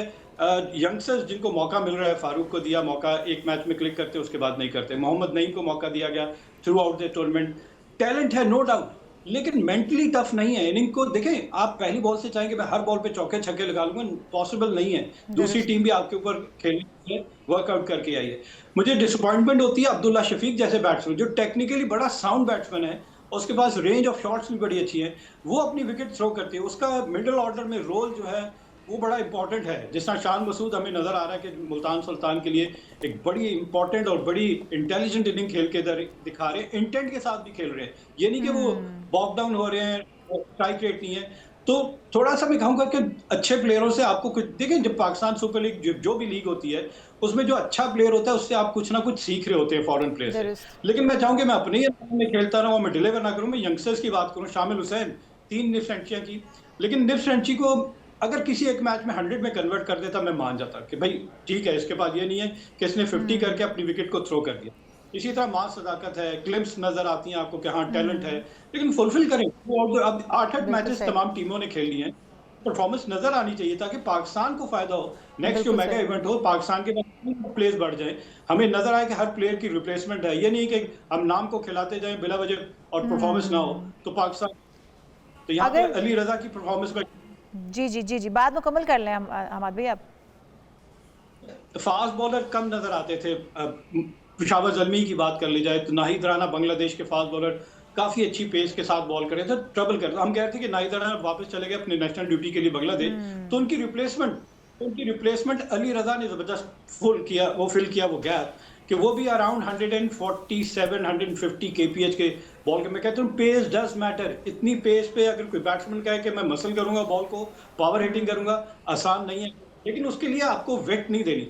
हारिस रऊफ के पास पेस है। हारिस रऊफ की क्या कोचेस से मैं पूछूंगा कि क्या कर रहे हैं वो, with in the stump body line ball क्यों नहीं करते, वेट दे देते हैं। तो बैट्समैन तो वेट ही मांगता है कि जितनी तेज आएगी बॉडी से, उसने सिर्फ बैट को कनेक्ट करना है और वो चौका और छक्का हो जाता है। तो या तो इन प्लेयर के पास खुद भी नहीं है कि इतने मैचेस देखने के बाद अपनी वीडियोस जाके देखते हैं कि मैंने जो रन्स कंसीड किए हैं, किन बॉल्स पे मैंने चौके और छक्के खाए हैं, तो नेक्स्ट मैच में कम से कम मैं वहां पे बॉल ना करूं। और साथ ही साथ सपोर्ट स्टाफ इतनी सारे एनालिसिस लेके बैठे होते हैं, वो क्या इनको फीडबैक दे रहे हैं, वो इनको गाइड कर रहे हैं कि यार ये तुमने गलत किया था। हर बैट्समैन की वीकनेस और स्ट्रेंथ होती है। अगर मैं उसकी स्ट्रेंथ पे बॉल कर रहूंगा तो you asking for the punishment, लेकिन मैं उसकी वीकनेस पे जाऊंगा जहां मुझे कम से कम रन मिले और मैं उसकी विकेट भी साथ साथ हासिल करूं। बड़ी सिंपल है बेसिक क्रिकेट की कि आप दूसरी टीम को खुल के ना खेलने दें, आप उनको रोक के रखें। वो कहते हैं नपी तुली बॉलिंग, उर्दू की कमेंट्री में मशहूर वर्ड था नपी तुली। जब आपकी अपनी बैटिंग लाइन इतनी अच्छी ना हो, आपकी बैटिंग इतनी स्ट्रेंथ ना रखती हो, तो फिर आपको दूसरे को भी बैटिंग करने का मार्जिन नहीं देना चाहिए, इस पर नज़र रखनी चाहिए। अच्छा, यही कहते हैं कोयटा ग्लैडिएटर्स के कप्तान सऊद शकील भी, वो कहते हैं कि हमारा अभी चांस खत्म नहीं हुआ, अभी हम दूसरों के ऊपर नज़र रखेंगे, दूसरों को भी देखना पड़ेगा हमें, दूसरे किस तरह से खेल रहे हैं, दूसरी टीमों को भी हमें गौर उन पर भी करनी होगी। तो क्या ये सिर्फ दूसरों पर ही गौर करते रहेंगे या खुद भी खेलेंगे, और क्या समझते हैं आप ये कमबैक किस तरह से करेंगे, क्या इनके पास ऑप्शंस हैं? देखिए 3 टीमें हैं जिनके पॉइंट्स बराबर है और सिर्फ नेट रन रेट का इशू है। हम शुरू से ही कह रहे हैं कि जब भी आप मैच खेल रहे हो आप जहन में ये रखें अगर आप हार भी रहे हैं तो मार्जिन ऑफ डिफीट जो है ना उसको जितना मैक्सिमम हो सके आप मिनिमाइज करें ताकि एंड ऑफ द डे आपको नेट रन रेट पे डेंट ना पड़े। तो अभी यही हो रहा है। वो टीमें जो बहुत बड़े बड़े मार्जिन से हारी हैं उनको अब इफेक्ट वही हो रहा है कि बेशक पॉइंट 3 टीमों के या 4 टीमों के बराबर नजर आ रहे हैं, 6-6 पॉइंट, लेकिन नेट रन रेट उनको डेंट कर रहा है। वही वजह है कि वो शायद क्वालिफाई ना कर सके। जैसे पहली 2 टीम तो सर्टेन है, जैसे पेशावर ज़ल्मी, मुल्तान सुल्तान। इस्लामाबाद यूनाइटेड भी काफ़ी अच्छी पोजीशन में है क्योंकि 1+ है उनका, नेगेटिव में नहीं है उनका नेट रन रेट, और उनके 9 पॉइंट्स भी हैं। रह जाती है बाकी बात कोयटा ग्लैडिएटर्स, हैदराबाद और लाहौर कलंदर, कराची किंग्स भी समहाउ, लेकिन मुश्किल है कराची किंग्स का नज़र नहीं आ रहा क्योंकि -1 पे चला गया उनका नेट रन रेट। तो वो टीमें जो बहुत बड़े बड़े मार्जिन से आ रही हैं उनके कोचेस का, प्लेयर्स को देखिए, प्लेयर्स हमें नज़र आता है ड्यूरिंग द मैच कि आप मैच हार रहे हैं तो वो दिल हार देते हैं, वो पूरे 20 ओवर नहीं बैटिंग करते। यार अब आपसे कह रहे हैं कि आप ना मारें चौके छक्के, आप 5-10 रन तो 20 ओवर अगर 3 या 4 ओवर रहते हैं वो 5-10 रन भी आपको फायदा देंगे एंड ऑफ द डे के नेट रन रेट पे आपको कहीं ना कहीं फायदा देंगे। बिल्कुल ठीक है। ये गेम अवेयरनेस खुद होनी चाहिए प्लेयर्स की कि बाहर से हर ओवर के बाद, हर बॉल के बाद ग्लव्स नहीं आएंगे आपके पास कि आपको कहेगा कि 20 ओवर जरूर खेल के आना, वापस मत आ जाना 20 ओवर से पहले, क्योंकि 20 ओवर से पहले वापस आओगे तो वो कैलकुलेशन होगी और नेट रन रेट पे आपको नुकसान हो जाएगा। तो ये तो हर प्लेयर को खुद ही पता होना चाहिए, और नहीं पता तो भाईजान फिर आपको भारी बैठना पड़ेगा। बाहरी बैठना पड़ेगा। और जूनियर्स से तो चलो इस गलती की आप तवक्को कर लें या उनको लेवरेज दे दें थोड़ा सा, सीनियर प्लेयर्स को तो कम से कम ख्याल करना चाहिए। और जुर्माने भी बड़े ज़रूरी हैं, क्या ख्याल है हमाद भाई कि अगर जुर्माने भी रख दिए जाएँ जिस तरह से इनामात रखे जाते हैं जीतने पे, तो बुरी परफॉर्मेंस पे जुर्माने का कितना फ़ायदा हो सकता है? ये बहुत अरसे से ये बात हो रही है, और अभी जो वर्ल्ड कप हुआ उसमें भी ये बात हुई थी कि जुर्माने होंगे। ये हो जाना चाहिए मेरे ख्याल से, क्योंकि आपको बहुत इनामात दिए जाते हैं और एट स्टेक होती है पूरी कौम, एक्सपेक्टेशन इतनी ज्यादा होती है। देखिए आप लड़ कर हारे ना तो किसी को कभी भी कोई एतराज नहीं होगा, लेकिन वन साइडेड गेम जहां आपने कोई मुकाबला ना किया हो और दूसरी टीम नजर आता है कि बहुत डिफरेंस है आपका और उसमें, हालांकि होता नहीं है, आप मेंटली टफ नहीं है, वो नर्व्स का गेम होता है जहां आप कहते हैं, आप एक्सेप्ट कर लेते हैं बहुत जल्दी कि नहीं यार ये मैच हम नहीं जीत सकते, चलो छोड़ो खत्म करो। लेकिन प्रोफेशनलिज्म का तकाजा ये है कि आप आखिरी बॉल तक, अगर हम ऑस्ट्रेलिया की मिसाल बार बार क्यों देते हैं कि वो लास्ट बॉल तक आपको लड़ते हुए नजर आते हैं, तो ऐसी टीम का मैच देखने का आपको मजा भी आता है। बजाय एक ऐसी टीम जो एक रेस की साबित हो और कोई मुकाबला ही ना करे, दूसरी टीम से बाहर आसानी हार जाए, तो वो आपको बोरिंग मैच नजर आता है। तो इंटरेस्टिंग मैच वो होते हैं जिसको हम कहते हैं डाउन टू द वायर, कांटेदार मैच, आखिरी बॉल तक जो मैच जाएगा, तब तमाशाई भी स्क्रीन के साथ ग्लूड होते हैं, स्टेडियम में भी घरों में भी, कि उन्हें इंटरेस्टिंग मैच लग रहा होता है कि यार इस मैच में कोई भी टीम जीत सकती है। तो ऐसे मैचेस हों तो मजा है, और बिल्कुल पनिशमेंट होनी चाहिए, और ये जितना जल्दी हो जाए बेहतर है। हम तो बिल्कुल ये बेहतर है। अच्छा, एक मामला सामने आया हमाद भाई गुज़िश्ता रोज़ कि आईसीसी के जनरल मैनेजर वसीम खान ने ओहदे से दस्तबरदार होने का फैसला कर लिया है। ये क्या मामला है, किस चीज़ की नाराज़गी है, ये फैसला ये क्यों करना पड़ा उन्हें? इसकी डिटेल आए तो फिर हम इस पर बात करेंगे। वसीम खान क्योंकि उनका टेन्योर अभी अगर रहता है और उन्होंने उससे पहले कर दिया है, तो क्या उनकी पर्सनल कोई मसरूफियात ऐसी हो गई या कोई ऐसे डिफरेंसेस हो गए उनके, तो पूरी डिटेल उसकी अगर स्टोरी की आ जाए तो फिर हम उसके ज़ाहिर उसके बात कर सकेंगे। बिल्कुल ठीक है। अच्छा, एक अच्छा इकदाम भी है लाहौर कलंदर्स का, कैंसर में मुब्तला बच्चे की कप्तान शाहिद अफरीदी से मिलने की ख्वाहिश को पूरा किया गया। ये भी खुशाइंद हमारा, क्या कहेंगे हमाद भाई? बहुत अच्छा जेस्टर, मैं कहूँगा इस तरह सारी दुनिया में इस तरह के जेस्टर्स होते हैं, आप इनकरेज करते हैं वो लोग जो दुनिया की एक मुख्तलिफ ज़िंदगी गुजार रहे होते हैं, बड़ी मुश्किल गुजार रहे होते हैं, तो कहीं ना कहीं अगर आप हौसला दे दें तो आप ये, मैं कहूँगा कि खैर में आप हिस्सा ले रहे होते हैं, तो क्रिकेट के अलावा सोशल एक्टिविटीज़ जो है वो ज़रूर साथ लेके चलनी पड़ती है, क्योंकि रोल मॉडल होते हैं बेसिकली, आपसे बहुत सारे लोग इंस्पायर हो रहे होते हैं, तो आप जो भी एक्ट कर रहे होते हैं on the field end of the field, वो मशाल राह होता है यंगस्टर्स के लिए भी, और ऐसे लोग जो जिंदगी में दिल हार बैठे होते हैं उनको हौसला देने के लिए बहुत है। इस तरह के जेस्चर बहुत अच्छे हैं, और ये वन ऑफ नहीं होने चाहिए कि अगर कोई इवेंट हो रहा है उसके अलावा भी इस तरह की जेस्चर देते रहना चाहिए, हौसला बढ़ाते रहना चाहिए उन बच्चों का, उन लोगों का जो कि ज़िंदगी की जंग लड़ रहे हैं। बहुत शुक्रिया। हमारे साथ हमाद सदीकी मौजूद थे, स्पोर्ट्स जर्नलिस्ट। और करते हैं PSL इवेंट में लाहौर कलंदर्स जो है वो एक बार फिर से ऊपर आए और पॉइंट्स टेबल पर भी, और फाइनल और बात जब दुआओं पर आ जाए तो फिर ना ही समझिए, अगर मगर पर बात आ ही चुकी है। लेकिन आगे बढ़ते हैं जी, हम बहुत सारी दुआओं और बहुत सारी बेस्ट विशेस के साथ। बिल्कुल जी, करोड़ों दिलों पर राज करने वाले सदारती अवार्ड याफ्ता अदाकार मोइन अख्तर की आज 15वीं बरसी मनाई जा रही है, और लेजेंड अदाकार थे मोइन अख्तर, जिनके फ़न की एकेडमी में कहा जाता है कि फ़िल्म हो या TV हो, फिर स्टेज ड्रामा हो, उन्होंने हर शोबे में अपनी जो खुदादाद सलाहियतें हैं उनका लोहा मनवाया है। तो उनका जो तंज़ो मिजाज से भरपूर जुमले होते थे उनके, वो आज भी कह के जो है वो खेत देते हैं। उनकी कमी को हमेशा महसूस किया जाता है, महसूस किया जाता रहेगा। और अगर थोड़ा सा बताएं आपको मोइन अख्तर की पैदाइश के बारे में, तो 24 दिसंबर 1950 को कराची में वो पैदा हुए थे, और ज़िंदगी की पहली परफॉर्मेंस उनकी शेक्सपियर के नावल से माखूज स्टेज ड्रामे दी मशकिला ऑफ वीनस में थी, और महज 13 वर्ष की उम्र में ही जब उन्होंने की ये परफॉर्मेंस, जिसको सब देखे और उनको महसूस किया और सब हैरान रह गए। बाकायदा शुरुआत पाकिस्तान के पहले यौम दिफा पर 1966 में उन्होंने दी थी। बिल्कुल जी, और साथ ही अदाकारों के मुताबिक मोइन अख्तर महज अदाकार नहीं थे, बल्कि एक दौर का नाम थे, जिन्होंने फ़नून लतीफ़ा के हर शोबे में अपनी सलाहियतों की धाक बिठाई है।